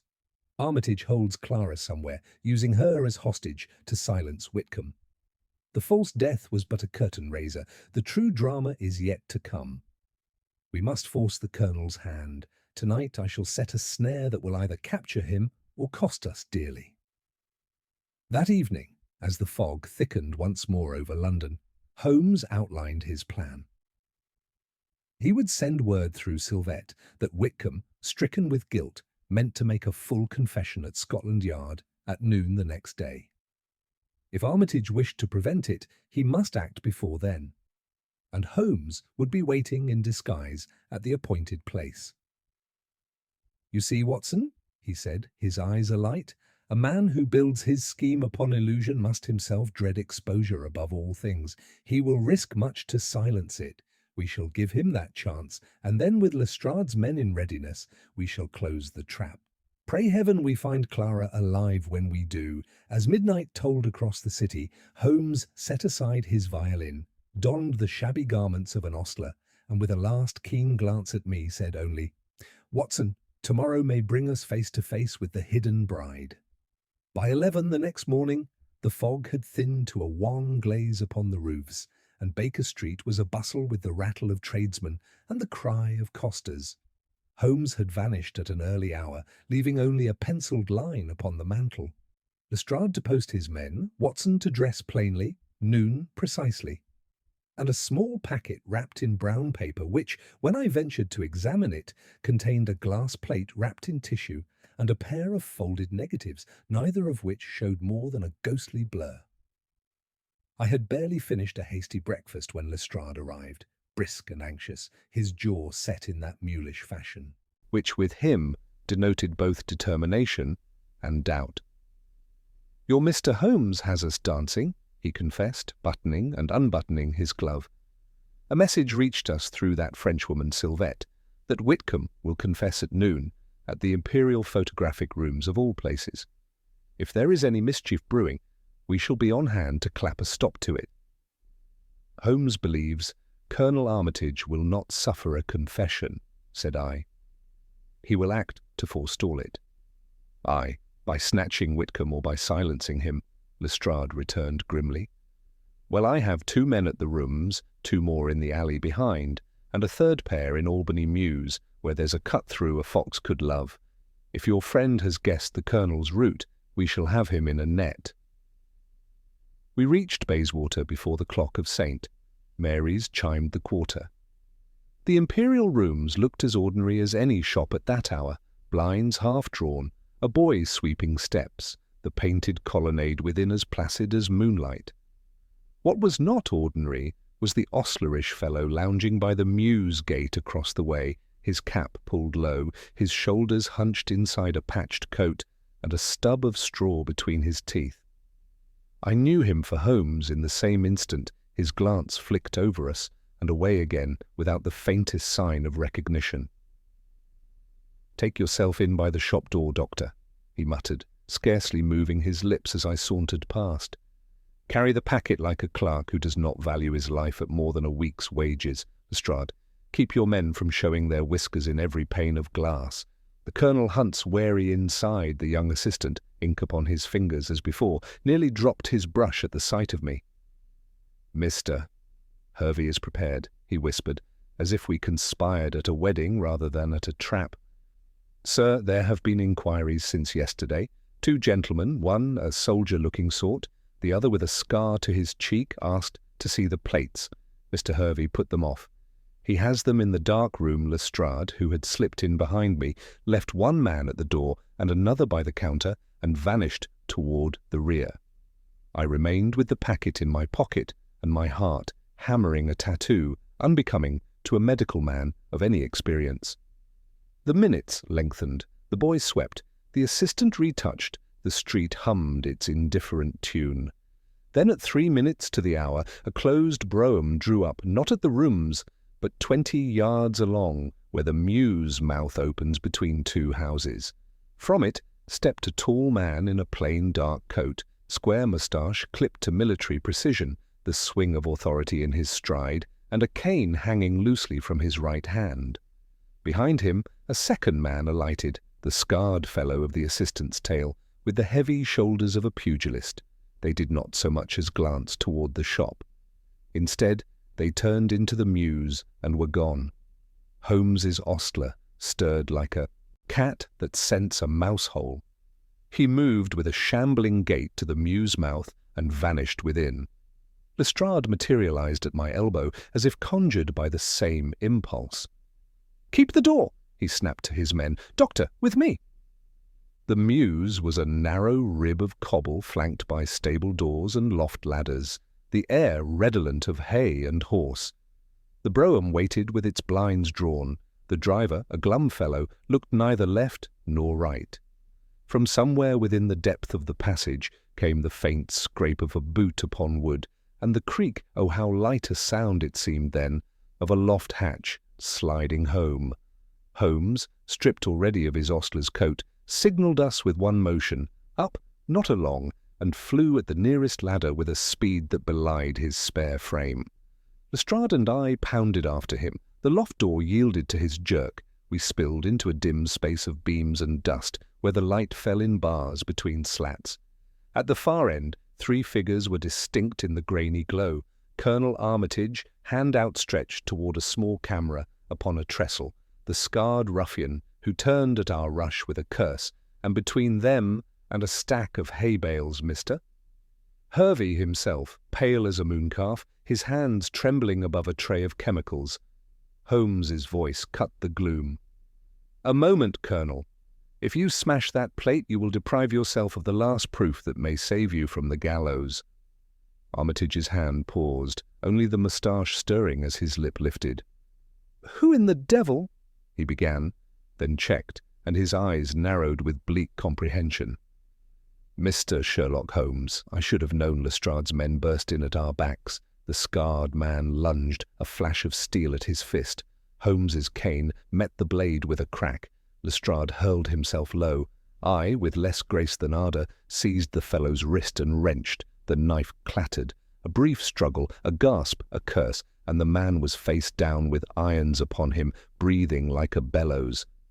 Armitage had not moved. He stood as if on parade, his cane now levelled like a small baton toward the camera. "You play a dangerous game, Colonel," Holmes said softly. "A game with brides and corpses, with perfumes and hooks and hollow rings. Where is Mrs. Whitcomb?" A shadow of a smile touched the Colonel's mouth. "Where your meddling cannot avail her. You arrive late, Mr. Holmes. You may have your plate. Indeed, I invite you to it. It proves nothing that can be proved in a court. Your doctor friend may testify to odours, and your surgeon to oils. A clever counsel will make boys play of such talk. Meanwhile, the lady is beyond your reach." Holmes's eyes had gone to the camera, and back again. He stepped forward, and with a delicacy like that of a musician fingering a string, slid the plate from its frame. He held it to the light that fell from the ventilator. Even unprinted, the pale image could be glimpsed, a woman's profile veiled, the orange blossom distinct upon the hat, the chin lifted in an attitude I had come to recognize from the earlier glass, not Clara's soft dignity, but the actress's alert and counterfeit grace. "Not this plate," he murmured, setting it aside. His fingers went unerring to a stack of others in a tin. From between two he drew a third, thicker, wrapped and tagged, in Hervey's careful hand. He unwound it, peered, and gave a low exclamation. Ah, this one. Armitage's eyelids flickered, the first betrayal of interest he had allowed himself. "It will serve you nothing," he said. "It will serve me to show a magistrate the rehearsal," Holmes returned, "and to show a jury that the living Clara of Kensington was composed here, lit here, arrayed here, and launched upon the public like a shell from a gun. Mr. Hervey," his tone hardened, "you have played photographer to a felony." Hervey swallowed. I was forced, sir. They came with threats. The gentleman, Colonel Armitage, said there was money in it for all. I swear I never thought—" "You thought sufficiently to keep the negatives," Holmes said, "and to send a message that the photograph is safe. There is mercy for the man who keeps a proof." Lestrade stepped in close to Armitage. "Colonel Armitage, I arrest you for conspiracy to defraud and for complicity in the death of an unknown woman, pending her identification." The Colonel's gaze remained on Holmes. "You may arrest whom you please, Inspector. Your net has a hole where the fish swims. You, Mr. Holmes, who pride yourself upon precision, ask yourself why a woman would write that a friend would see her safe if she did not know that friend." "The friend," Holmes answered, with a sudden turning of his head toward the Mews window, "is the key. And she is neither you nor the actress. She is the one who was nearest to Clara without ever being suspected." A sound came then from below, a soft, stifled cry, and every face swung to the hatch. Holmes was there before any of us, dropping to the ladder and disappearing into the gloom. We thundered after him, Lestrade swearing to have the place ringed by yet more men. In the shadow of a stall beneath the loft stood a small hand-cart partly screened by sacking. Within it, upon folded blankets, lay a woman bound at the wrists and gagged with a silk scarf, her eyes wide and dark above the wad of cloth. Her hair, fair, had been roughly shorn. There was a bruise at the temple, and the sick, sweet odour of orange blossom clung to her still. But the eyes, when they met mine, were sane, terrified, and when Holmes slit the gag and she drew breath, she whispered one word that made my heart leap. "Lionel." "Mrs. Whitcomb," said Holmes, with a gentleness that sits strangely upon men of his iron. "You are safe." She clutched at his sleeve with bound hands. He said I must sleep only a little, and then we should be on a ship. But there was another voice, the lady who told me to be brave. "The friend," Holmes murmured. He cut the cords and helped her sit. "Who was she?" Clara's brow puckered. "She came through Madame Sylvette.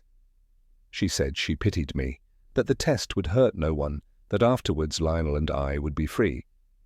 She called herself Mrs. Vale, but I do not think that is her name." "Dark-haired? Tall?" I asked, thinking of the message left at Whitcomb's chambers. "Yes," she whispered, "with a foreign way of speaking." Holmes and Lestrade exchanged a glance. "The third hand," Holmes said. "Colonel, who is Mrs. Vale?" But Armitage, when we hauled him down, had schooled his face again to impassivity. "You have your bride," he said. "What need have you of names?" "We have need," Holmes returned, "because the dead woman has none, and I require one before I sleep." He turned to Lestrade. "Get Mrs. Whitcomb to a safe house at once. No hospital. An address I shall write. Whitcomb himself is not to be arrested. He is to be brought there under escort. As for the Colonel and his bulldog, you may confide them to the yard, with a word that they are not to communicate with any soul, living or dead. I shall send you a name when I have it." In the tumult that followed, the brougham seized, the driver sullenly hauled down. Armitage marched away between two constables, Hervey wringing his hands and declaring himself the most ill-used of men. Holmes was already elsewhere in his mind.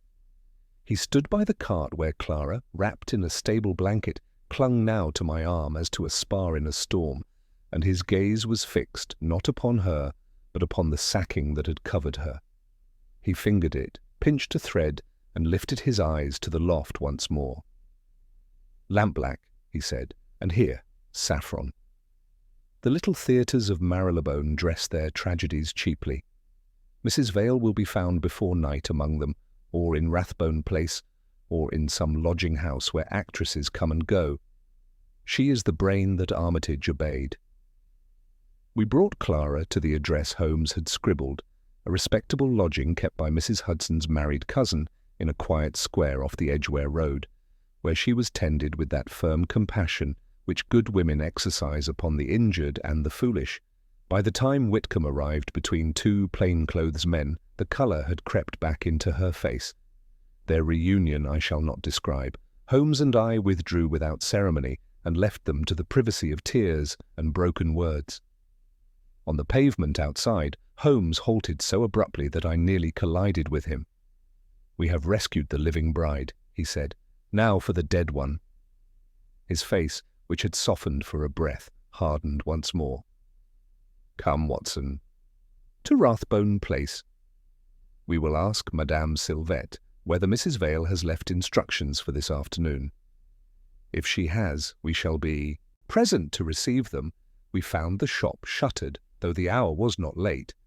A notice in a French hand hung upon the door, "Fermé pour l'après-midi," and a faint smell of singed cloth prickled my nostrils. Holmes laid his palm upon the wood and drew it back. "Warm," he observed, "and the odour." The word died. Within, somewhere beyond the door, a dull thud sounded, as if something heavy had collapsed upon the floor. Holmes's eyes flashed. He did not trouble the latch. With a single violent application of his shoulder, he burst the door inward and sprang through the dimness. A hiss, a lick of flame, and a ribbon of acrid smoke met us. Upon the counter lay a heap of veils and ribbons already kindling, and beyond, upon the floor behind the curtain, a figure sprawled face down, hair disarrayed, one hand outflung. Madame Sylvette, senseless or dead, and on the table beside her an empty bottle that stank of spirits. Holmes was at the flames in an instant, smothering them with the rug and the shutter-cloth, while I went to the woman and felt for a pulse. It fluttered weakly beneath my fingers. "She lives," I called. "For the present," Holmes answered, stamping down the last ember. He straightened, his face smoke-streaked, and looked about him. The drawers were open, boxes gaped, gaps upon the shelf showed where stock had been pulled in haste. He bent, picked from the floor a scrap of card half charred, and turned it in the light. "Hervey's stamp," he said, "and on the reverse, a note in a different hand. 5 o'clock. Deliver the negatives. The river gate." He met my eye. The day had grown darker in that instant, as if a cloud had passed the sun. "The second act ends in fire," he said. "The third begins at the river. Our phantom friend is burning her bridges and means to drown the rest. We shall not oblige her." He slipped the charred card into his pocket, and with a gentleness that matched his earlier courtesy to Clara, set Sylvette's head upon a folded shawl.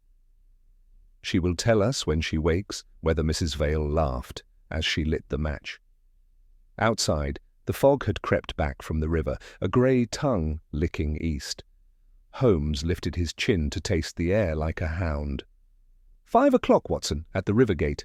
We will take the negatives she covets and exchange them for a name. If she refuses," his mouth became a hard line, "we will take the name without the bargain." And with that, he set off at a pace that forced me to lengthen my stride, the packet of worthless plates light in my pocket, and the knowledge heavy in my breast that the true puppeteer at last would step upon the stage. We reached the river with minutes to spare, the winter light already draining from the sky, so that the lamps along the embankment sprang up like a file of sentries at attention. The tide ran slow and oily, shouldering the barges as they bumped and creaked at their moorings. Holmes named the place with a glance, the York Watergate, a sooty arch stranded now above the pavement, since the river had been thrust back by the new works, and set me at the foot of its steps with a curt injunction to keep my hands in my pockets and my eyes everywhere at once. Lestrade distributed his men with more noise than Holmes approved, yet with a thoroughness born of long practice, one pair beyond the arch toward the Adelphi, another loitering as lovers against the rail, and a third already down upon the stones by the stairs, as if to make a study of the tide. Holmes himself had put off the ostler and assumed the meaner character of a studio runner, the cap pulled low, a scarf crooked across his jaw, the little brown packet that had sat upon our mantel now tucked under his arm with studied carelessness. His whole person expressed a man paid sixpence to carry what he does not own and may not understand. He had shown me before we set out that the plates within were nothing at all, muddied glass and fogged negatives. The true plate, thick and carefully wrapped, he had earlier placed in Lestrade's breast pocket with a tap that sounded to my ear like the clicking of the last tumbler in a lock. The clock at Charing Cross chimed the hour. From the gardens came the complaint of a child and a nurse's soothing murmur, and from the river the shouted oath of a bargeman.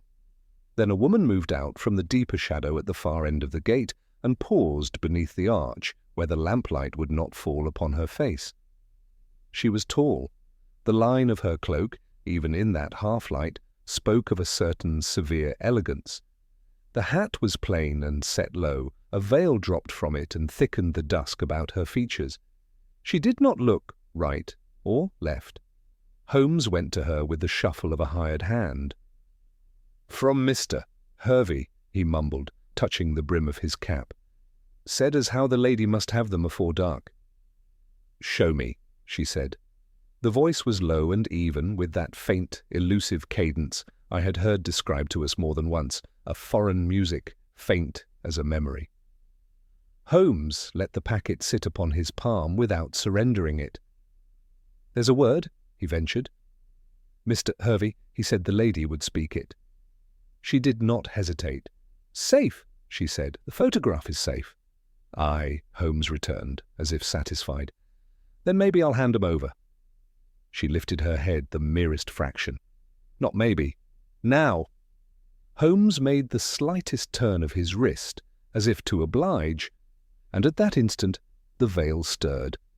I thought the wind had taken it. Then the lamplight glanced upon a small glass vial she had palmed and crushed upon the packet with a practised flick. There was a spit and a hiss, the smell of vitriol, and a little white vapour crept between Holmes's fingers. The thing in his hand bubbled and blackened. Lestrade swore between his teeth and took a half-step. Holmes did not move at all. The woman stood as she had stood, the broken neck of the vial glimmering a moment in her fingers before she let it fall. "Your caution does you credit, madam," said Holmes softly. The scarf could not quite hide the edge of his amusement. "If those had been what you suppose, you should have destroyed your danger and your hope together. As it is, you have merely ruined sixpence worth of fog." She did not start, which impressed me more than any piece of acting we had yet witnessed. "Then you are not a runner," she said. "You are the man who annoys the police." "And you are the lady who misleads brides," Holmes returned. "We have, each of us, a profession. Shall we conduct our business? I want a name. You want a plate. I will exchange one for the other." "A name?" she repeated. "Which?" "The name of the woman who lies at St. Bartholomew's, dressed to play the part you wrote for her. I will not bury her as unknown to spare your sensibilities." There was the slightest pause, no more than the time a coin takes to settle in a palm. "That is not my affair," she said. "It is now," Holmes said, and his tone, though not raised, carried to the men upon the rail, for I saw two heads turn. "If you refuse, I send to the papers in the morning a full account of your enterprise, together with a likeness that will sit very unkindly upon your reputation. You will be known where you most wish to be invisible." Her hands were still. She had not yet looked behind her. If she had allies, they were out upon the water or further back among the trees. "You threaten air," she said. "You have a plate. I have also plates. I have fires. I have a river. You have used both, Holmes answered. They have not served you. His head tilted almost imperceptibly. You brought a second vial. It sits in your reticule at your left hand. You mean it for my face, not for the glass. You will not throw it.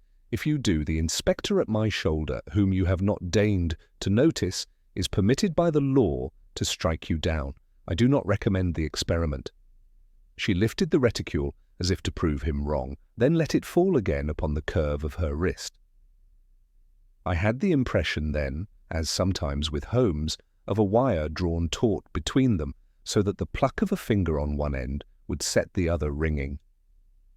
"Very well," she said at last. "A name?" Evelina Shaw Holmes let a breath go. "Spell it," she complied, with the crisp patience of a governess at a blackboard. "Evelina Shore, a dresser at the Britannia in Marylebone." She liked sweet perfumes. She liked to play at ladies. You may comfort yourself that she died without pain. Watson the doctor bristled at that. "By prussic vapour and atropine, that is a liar's mercy, madam." The veil inclined the merest fraction, as if the head within had smiled and chosen not to show it.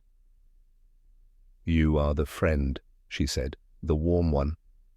How English. "You are." Holmes's eyes had not left her hands. "Mrs.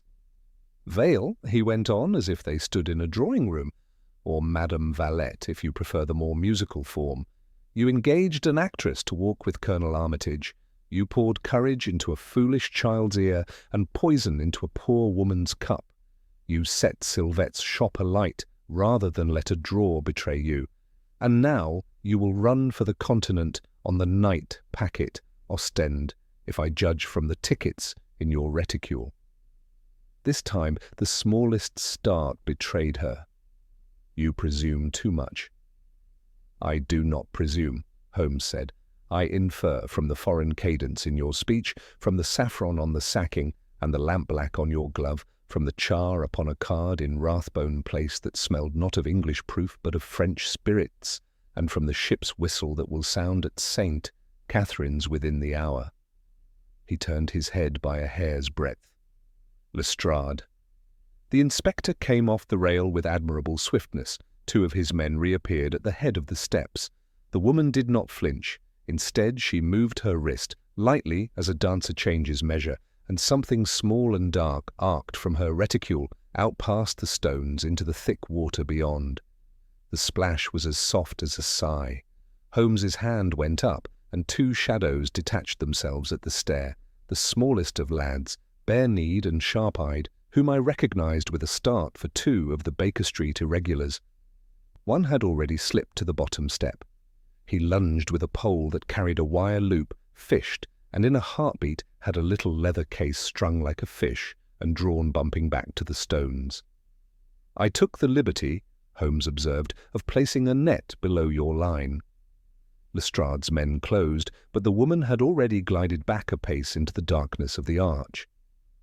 Her hand was in the reticule once more. I saw the glint of glass and a slither of liquid across stone. Holmes stepped cleanly aside. The acid spat and smoked where his boot had been. She turned then, not toward the gardens where the inspector's men loomed, but toward the river stair, and I had one flashing glimpse beneath the veil. A face older than her carriage had promised, handsome still, and cut as with a knife, cheekbones drawn tight, eyes too steady by half, a mouth that had learned long ago to betray nothing it did not choose. Holmes did not spring after her. He let her choose the descent, and only when her boot found the second step did he move with a speed that made Lestrade curse in admiration. He caught her wrist before she could fling the second vial. The reticule spun, struck the coping, and burst. Something within rang on the stone, a key perhaps, or a little metal stamp. The woman twisted like a snake and would have gone down if Lestrade had not pinned her other arm. She did not cry out. She fought with every fibre of her will until the irons clicked. Then she stood, breath scarcely stirred, as if she had taken a mildly unpleasant exercise. "Valerie Valette," Lestrade panted triumphantly, Known at the yard, and not for charity." She turned her head toward Holmes. "You have your name," she said. "Two of them, it seems." "What will you do with them?" "Lay them precisely where they fit," Holmes replied. "Evelina Shaw will have her burial under her proper appellation. As for yours, it will adorn a charge sheet." He stooped, retrieved from the stones the small leather case the boy had fished from the river, and opened it.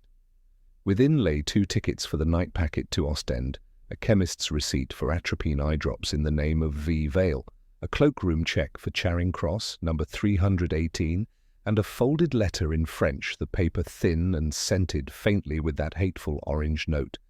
Holmes read 3 lines, his face unreadable. He handed the letter to me.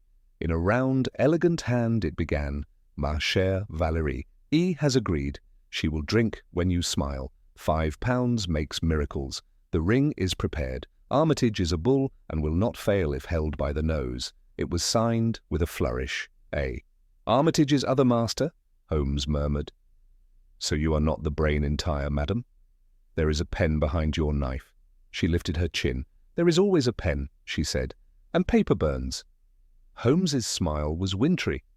"Not when it is locked in a cloakroom and the cheque sits in my pocket.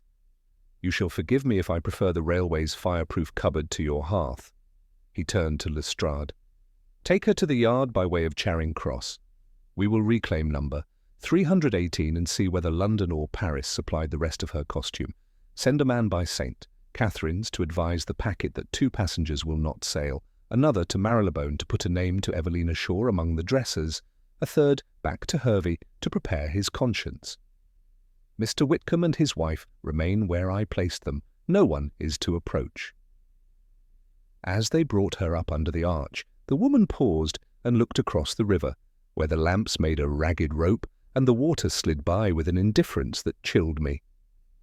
"You love clarity," she said to Holmes without rancour. "It is a pretty vice. Beware that it does not cost you your heart.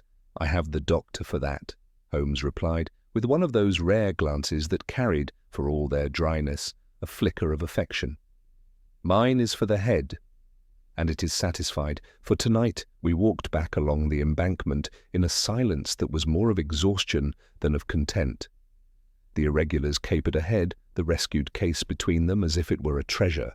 Lestrade's men bullied a path through the small evening crowd, and behind, between 2 stoical constables, the dark figure moved strongly like a swimmer measuring the current. At Charing Cross the cloakroom yielded up a battered trunk that smelt of grease paint and orris. Holmes would not open it there. He took the cheque, saw it stowed under guard, and only then allowed himself the small relaxation of shoulders which told me that the wire drawn tight within him had slackened by a notch. "Evelina Shaw," I said quietly, "to set the name among our facts." "Evelina Shaw," he agreed. "She shall have a stone that does not lie, and Colonel Armitage shall have a cell that does not open.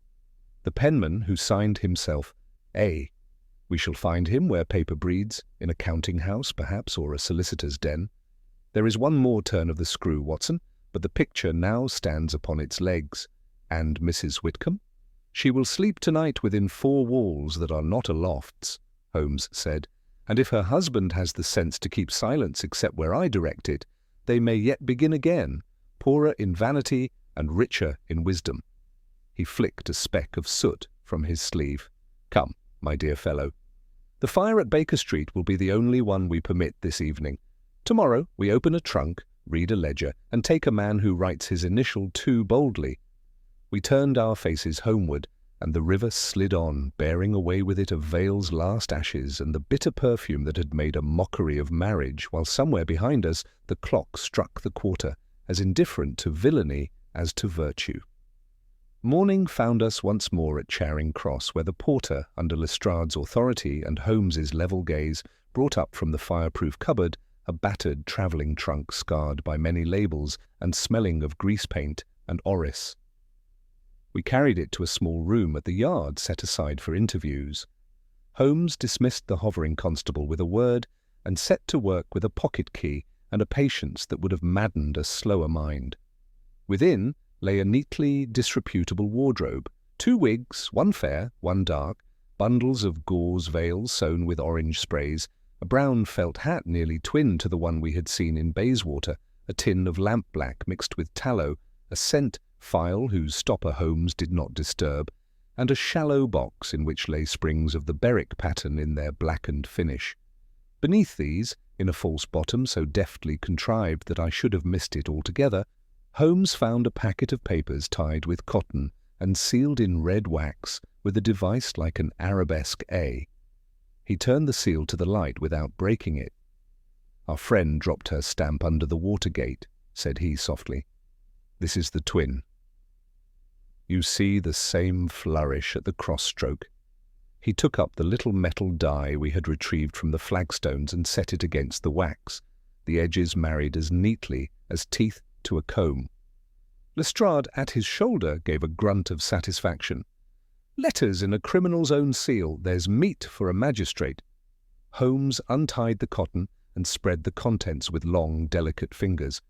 There were 6 notes in good French, orders, admonitions, accounts, each addressed to V and signed with a single letter.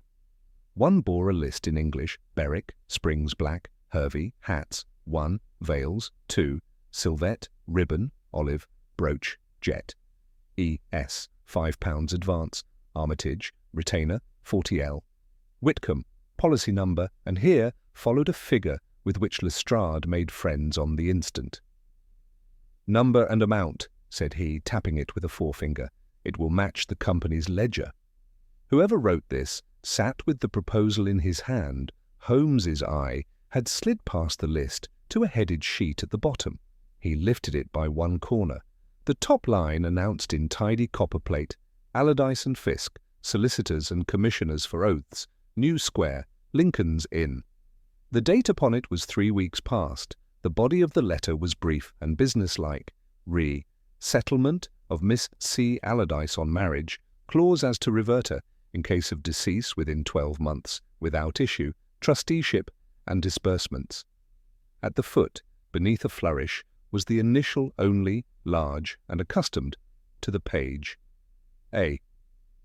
"New Square," murmured Holmes, his lids drooping. "Where our friend Lestrade first began his day yesterday. Where Mr. Whitcomb keeps chambers. Where a printer's lint marked your cuff, Inspector. We are walking in the same close, all along Lestrade's jaw set. Allardyce, of the lady's family."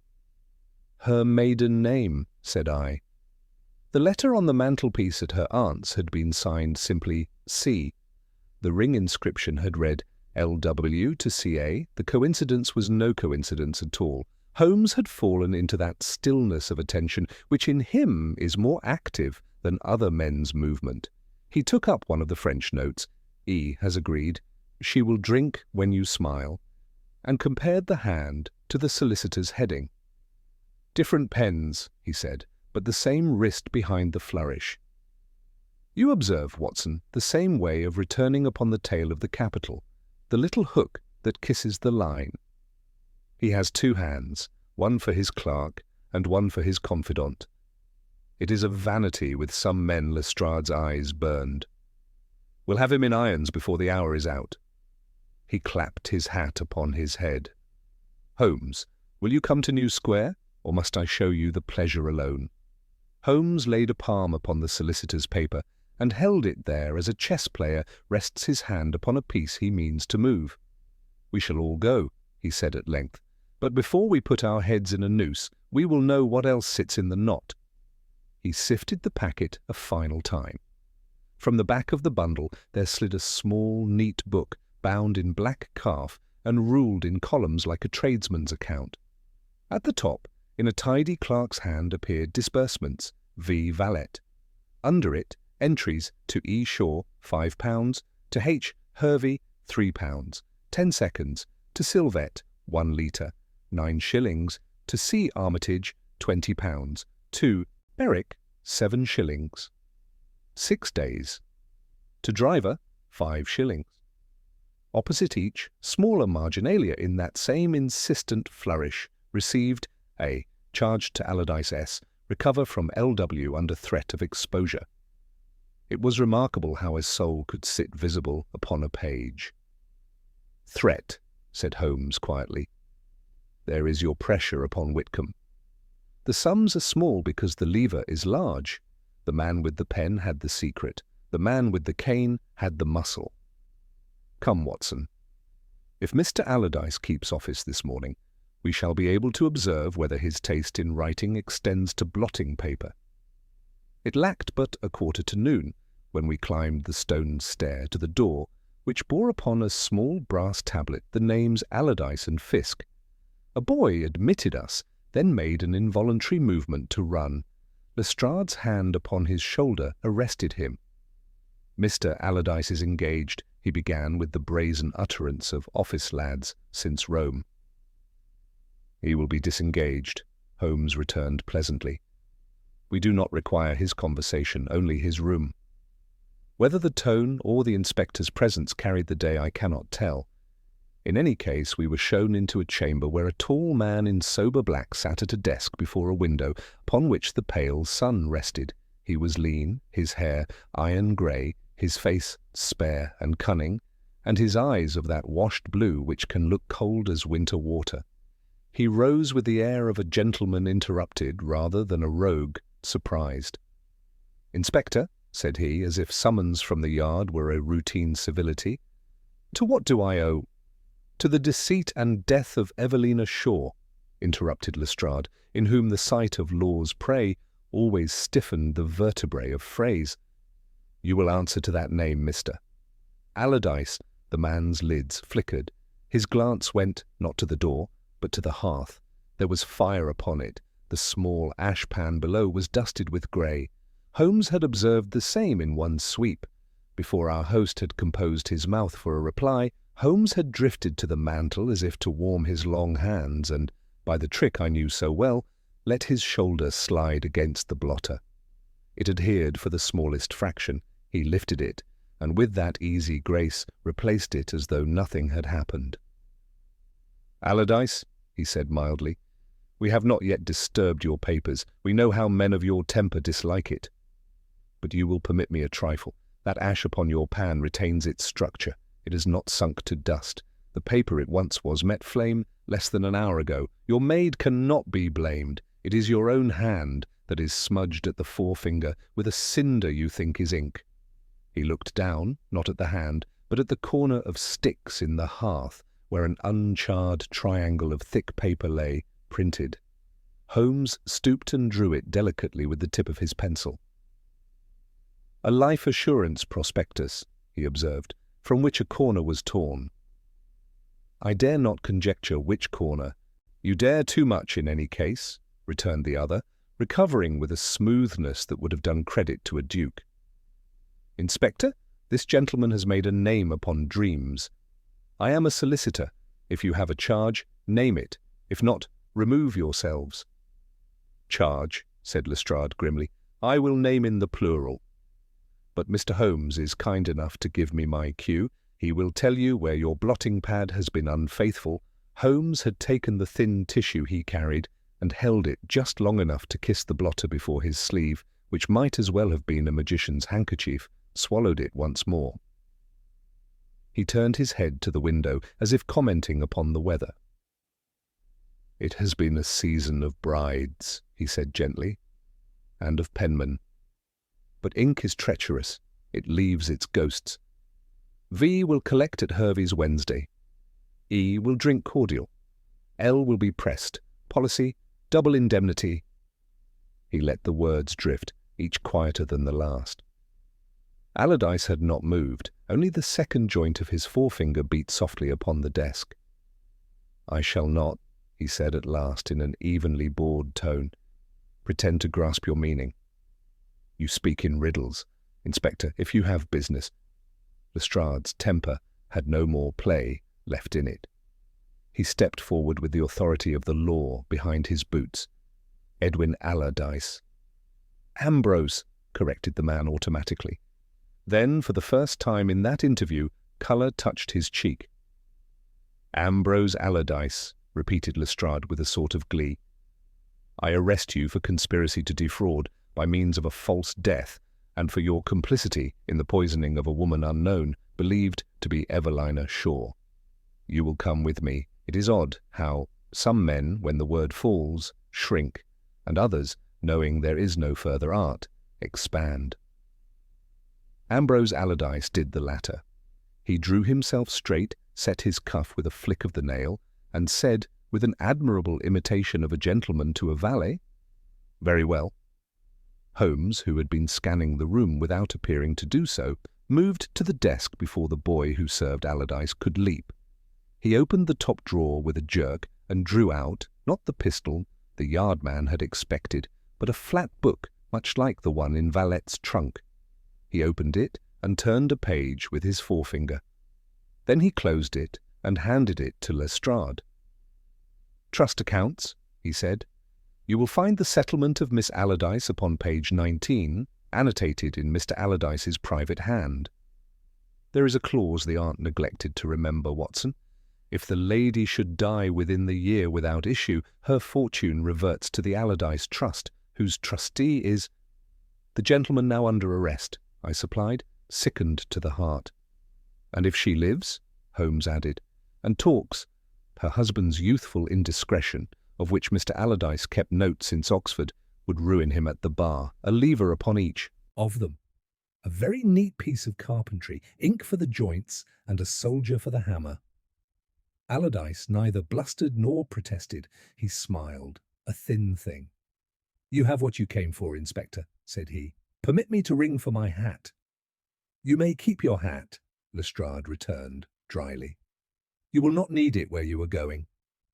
We took him between us, Lestrade first, the boy following with an ashen face, and went down the stair into New Square, where the pale sun seemed to have found a light, just to look upon respectable knavery.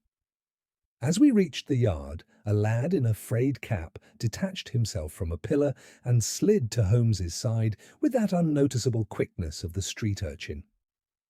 "Beg pardon, sir," he whispered, "but the French lady's been put in the cells quiet-like, and the soldier genty swore he'd make you pay when he comes out. Also the aunt at Bayswater sent a message. Said if you would be so kind as to return her blotter, she sets her chrysanthemums by it and misses the weight." Holmes's lip twitched. "You shall tell Mrs. Jameson. She will have a better weight shortly, one that keeps doors from slamming." He looked aside at me. "We shall see whether her recollection improves when she understands what work her nephew has been about."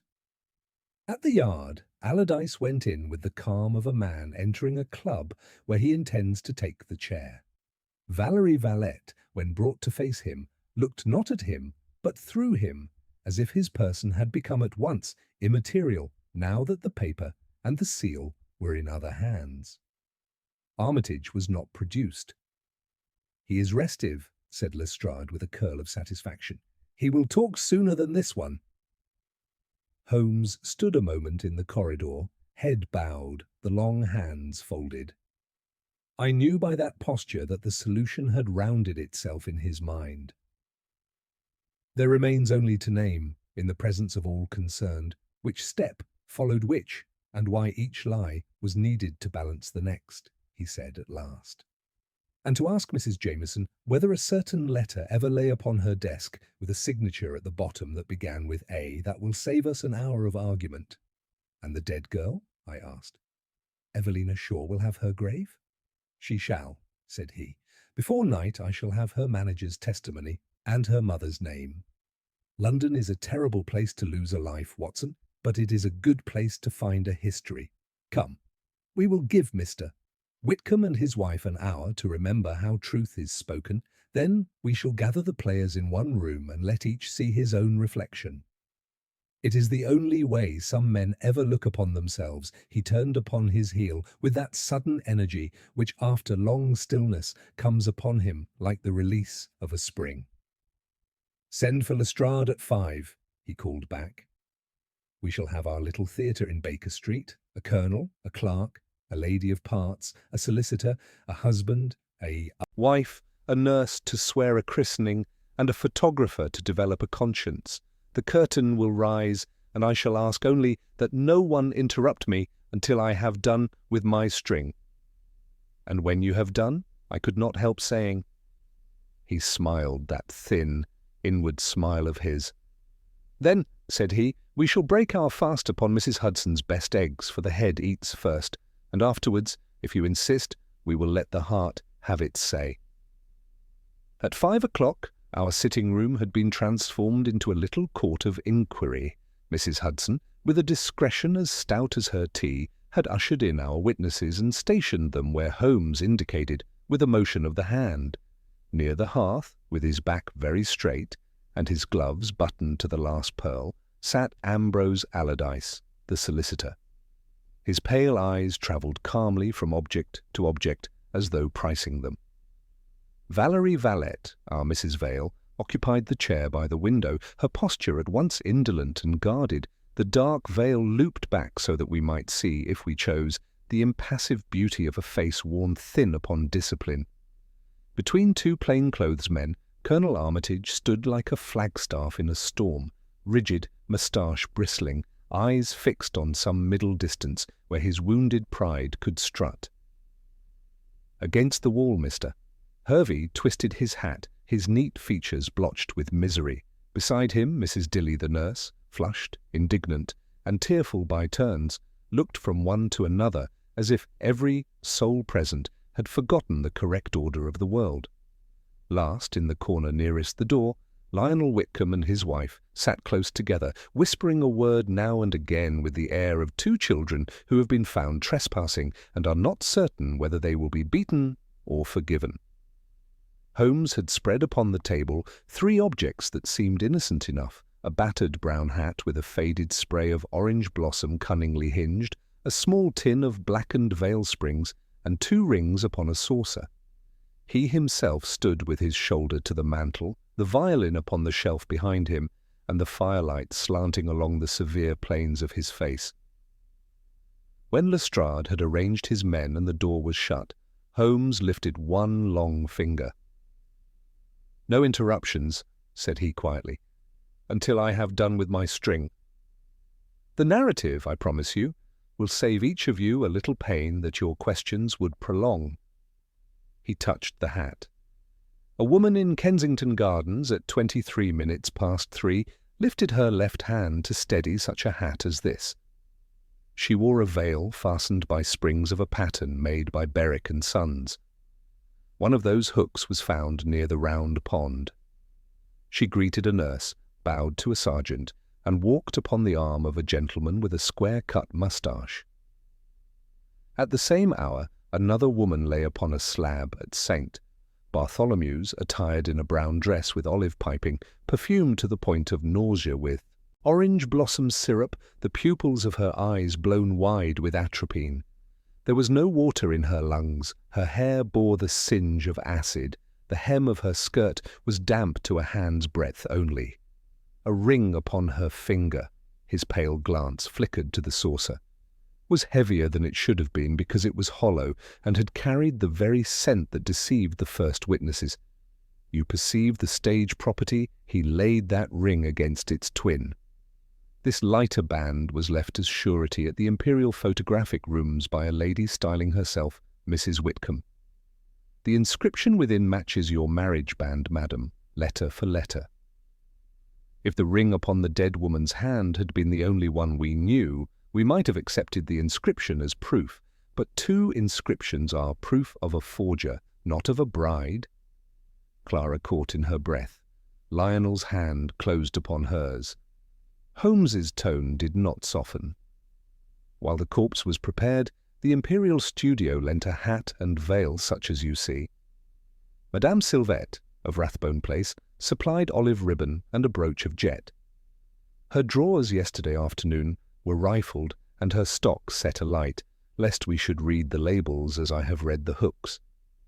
An actress was engaged to play the living bride, one whose brow still bore lamp-black when I questioned her last night in a Marylebone theatre.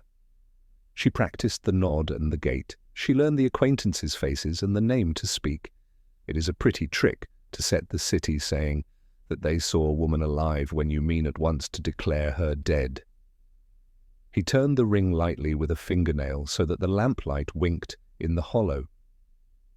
The corpse was not drowned. She was perfumed and painted to resemble Mrs. Whitcomb.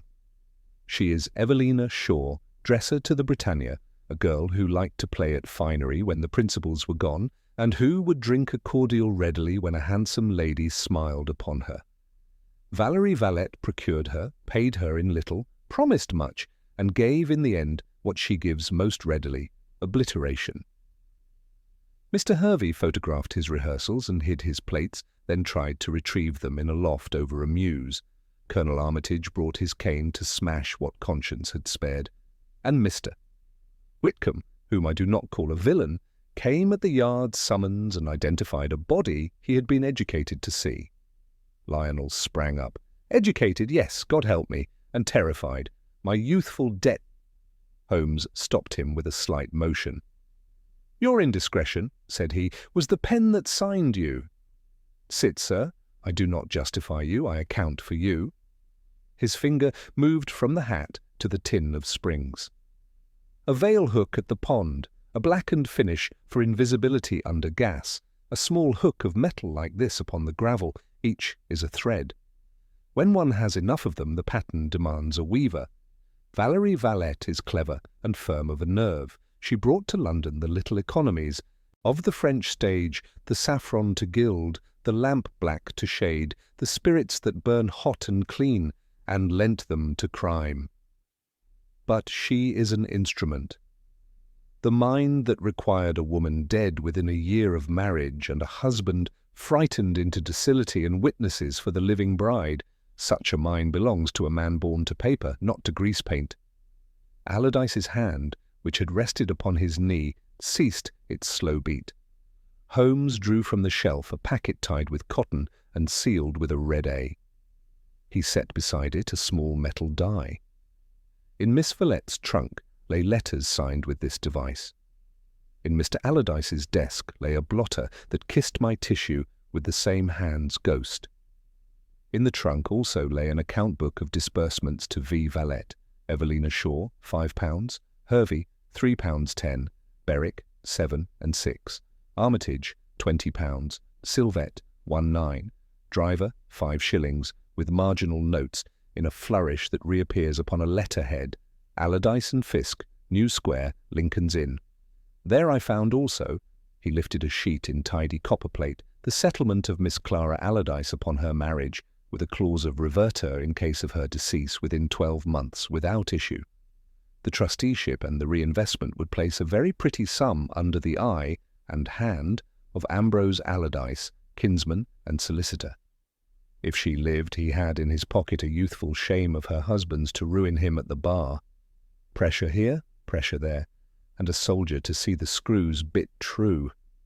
Allardyce smiled faintly. Rhetoric, said he. The charge, Inspector? Conspiracy to defraud and complicity in murder, Lestrade snapped, his ears reddening with a zeal that became him. Mr. Holmes has given me my rope. I shall not waste it. Holmes went on as if the interruption were a punctuation he had placed himself. Mr. Whitcomb is no hero. He permitted his wife to be used as bait by this lady's talk of a test, and allowed his fear to make his eyes weak at the mortuary. But he did not plan the thing. He is a weak man in clever hands. When I sent word this morning that he would confess at noon, I knew Colonel Armitage would move at once to prevent it, and so he did, into the mews behind the Imperial Rooms, where I had the Baker Street irregulars under the stair with a loop. I placed a false packet in Miss Valette's path and a net below her cast. She brought vitriol, I brought water buoys. She threw a case to the river returned it to me by means of a 12-year-old with a stronger arm than your bulldog, Colonel. Armitage's jaw worked. You'll crow till judgment, he growled. I stood to my bargain, and I'll stand in the dock. There's no call to prate, there is always call to put each fact in its stanza, Holmes returned evenly. When I have done, you shall say your piece. He looked once to Clara. The severity in his face gentled our hair's breadth. Madam, you were vain and foolish. You loved a little too well the dress and the spray from your wedding. You believed a lie because it was murmured in your ear like kindness. You wrote to your aunt that a friend would see you safe. That friend, his head inclined toward the woman by the window, could not. Friends of that kind deliver only to lofts and to boats. Yet you are alive because 2 or 3 small things went wrong for a precise mind and right for a clumsy one. Mr. Hervey kept a plate he had not the courage to destroy. I kept a veil hook you did not know you had dropped, and your husband, though weak, was not yet wicked enough to sign away the last of himself. He straightened. Now for names. The dead woman is Evelina Shaw. She shall not lie unknown. Her manager at the Britannia will be here within the hour to set the seal upon that. The living conspirators are Ambrose Allardyce, who wrote with 2 hands and the same heart, Colonel Armitage, who walked with an actress and guarded a cart where a bound woman breathed through a gag, and Valerie Valette, who lit a match at Rathbone Place and believed the river would hide what the fire did not. Madame Sylvette will recover and tell the magistrate who paid her and when. Mr. Hervey will speak for himself, and I advise him to speak quickly and well. Hervey's composure cracked. I was forced, Mr. Holmes, he stammered. I swear it on my— On your plates, Holmes said, not unkindly. They will not lie for you, but if you tell the whole, they may keep you from the worst. Mrs. Dilly had been weeping quietly into her handkerchief. To think, she said with sudden ferocity, that I bobbed a curtsy to a painted baggage. I'll never trust a veil again, so help me. Holmes's finger lifted once more. The room hushed as before. Inspector, you will take Miss Valette and Colonel Armitage back to your cells, and you will conduct Mr. Allardyce without delay before the magistrate. You will instruct your men to bring from the cloakroom at Charing Cross the trunk you have seen. The ledger and the sealed packet will accompany you. You will further telegraph to the company that issued Mr. Whitcomb's policy that no payment is to be contemplated upon a death that has not occurred. He glanced aside to Lionel, whose face had settled into a kind of earnest shame. As for you and your wife, you will remain for the present where I have placed you. You will sign nothing and speak to no correspondent. If you should be asked to give evidence, you will tell the truth. In default of that, you may answer to me first, and the law after. Lionel bowed his head. Clara's lips moved. I think the word she shaped was, thank you, though whether to Holmes, to Providence, or to the dull courage that had survived her folly, I cannot say. Valerie rose without waiting to be commanded. You have your clarity, she said, and for the first time there was a small weariness at the edge of her music. Keep it. For me, obscurity did very well until you spoiled it. Holmes's mouth made the ghost of a smile. Obscurity, he said, is a habit that ends at the Old Bailey. Lestrade signalled his men. The little procession formed, the woman between 2 officers with light hands that did not deceive her, the soldier with the iron smile, the solicitor walking as if to luncheon. When the door had closed and the sound of steps had died upon the stair, the room seemed to breathe again. Mrs. Dilly gulped her tea. Mr. Hervey stared at his hat as at an object he had never seen. Holmes took up the 2 rings, weighed them once in his palm as if choosing between worlds, and set them down apart. You will go to Bart's, Watson, said he, and speak with Bramwell about the certificate. Tell him the name we have for his ledger and the test he is to write. I shall be at New Square to collect a certain clerk's statement, and at the Britannia to fetch a mother. By evening we shall have tied the last knot he reached for his violin then, not to play, but to touch the neck as a man might take the pulse of a friend. You see, he added in that half-mocking tone he uses to hide all softness, how little romance there is in crime when the grease is wiped off and the paint is washed away. Vanity and a trust deed make a poor bouquet even with orange blossom. And yet, said I, because my heart was full of the living woman in the corner and the dead girl who would have a name, there is more than vanity. There is pity. Holmes's gaze rested for a moment upon Clara. then upon the space where Evelina's shadow might have stood. "Yes," he said. "Therefore we shall be punctual." He looked at the clock. "Pray put on your coat, my dear fellow. The law moves with its own steps. It is our office to set the chairs where it will sit." By 9 that evening the city had thinned to its sober rumour, and the last knots of our case were drawn as neatly as any sailor could wish. I had been to Bart's with Bramwell's ledger under my arm and returned with a line in his neat hand that gave the girl her name at last, Evelina Shaw, dresser of a Marylebone lodging, and with me came a little, work-worn woman who carried her grief the way the poor carry everything, close, upright, without complaint. She had looked once at the face upon the slab, and had set her palm upon the cold cheek with a tenderness that was almost reverence. "My Lena," she had said, and no theatre's finery could disguise what a mother's eye will recognize, though death himself be the scene-shifter. Holmes received her with a gravity which in him was the same thing as kindness. "You shall have what dignity there is to give," he told her, and there was no flourish in it. "Your daughter was used to dress another woman's lie. That lie is ended." From there I went at his bidding to the Britannia, where the manager, an anxious, bee-whiskered gentleman who smelt of paste and lamp oil, turned out his ledger to show the entry for E. Shaw, dresser, and a wage paid fortnightly, the last amount not yet claimed. He gave it into my keeping for the mother. "She was a bright one," he said, blinking. "Like to try the veils when the ladies had gone. We never thought—" He did not finish the sentence.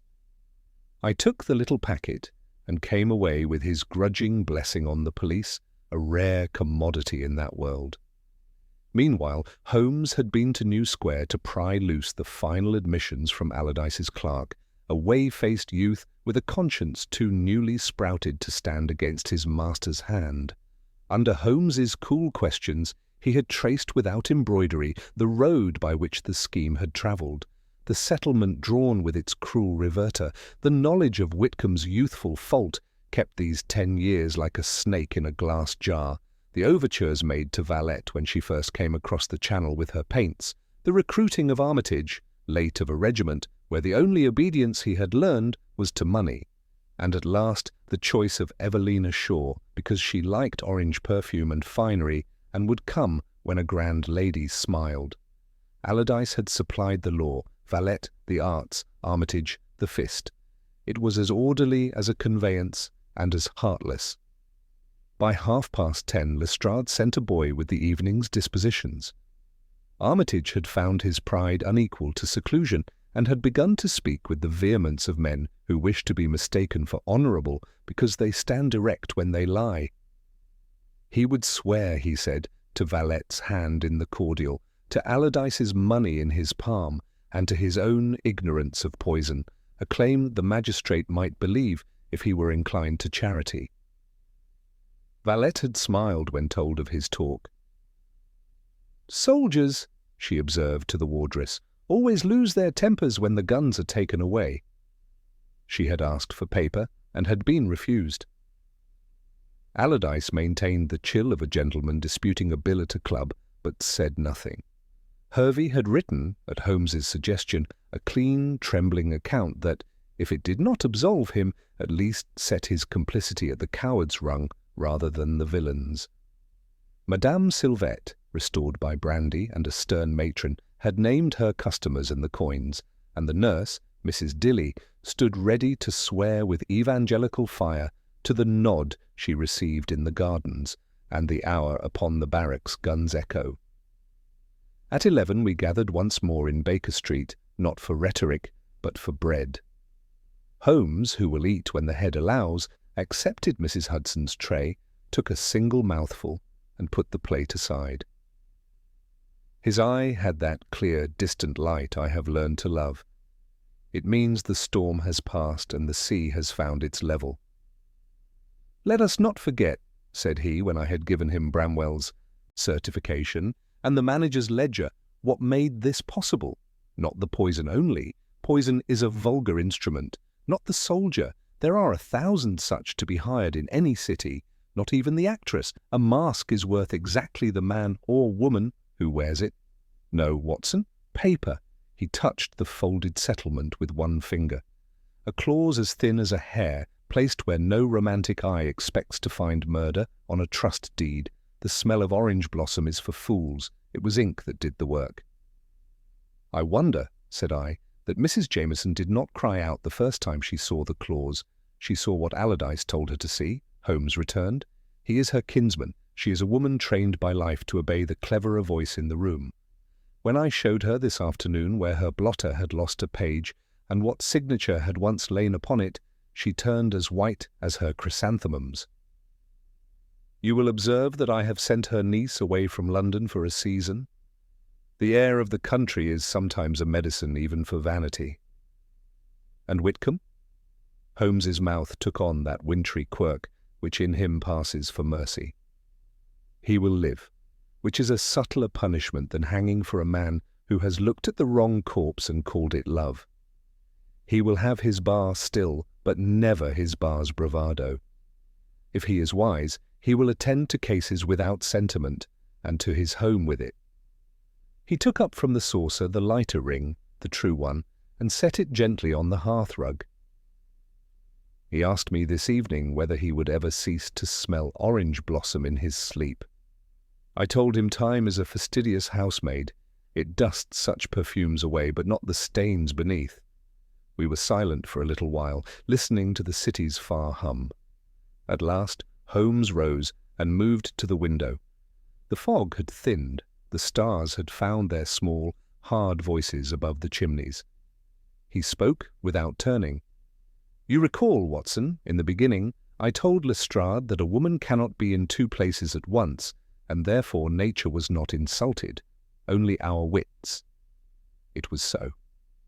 The bride in the gardens was an arrangement of veils and confidence. The bride in the mortuary was a poor girl taught to play at being loved. Between them walked, invisible, the true bride, fear. It linked a husband to his shame, an aunt to her obedience, a colonel to his purse, a Frenchwoman to her art, and a solicitor to his appetite. When we cut that cord, the puppets fell. When you have eliminated the impossible, whatever remains, however improbable, must be the truth. It is not that the improbable was subtle here, it was simply well-dressed. The door opened then to admit Lestrade in person, flushed with the weather, and with that peculiar satisfaction which the law experiences when the right charges sit snug upon the right shoulders. We have them booked, he announced, dropping into a chair without ceremony. Valet for murder by administration and for arson. Armitage for conspiracy and unlawful confinement with a hope, if he is lucky, of manslaughter. Allardyce for the conspiracy and for counselling the same. There will be more when the Treasury Council has done polishing. Your clerk has sung, Mr. Holmes, Hervey has wept, and the aunt is ready to swear to any propriety you place before her. As for the public, he slapped a late edition upon the table. The headline already hinted, with the ugly appetite of newsprint, at the bride in two places. You will be as intolerable as a man can be, he added, for a fortnight. Holmes bowed with a languid grace that was half a jest upon himself. I shall endeavour to confine my insufferableness to this room.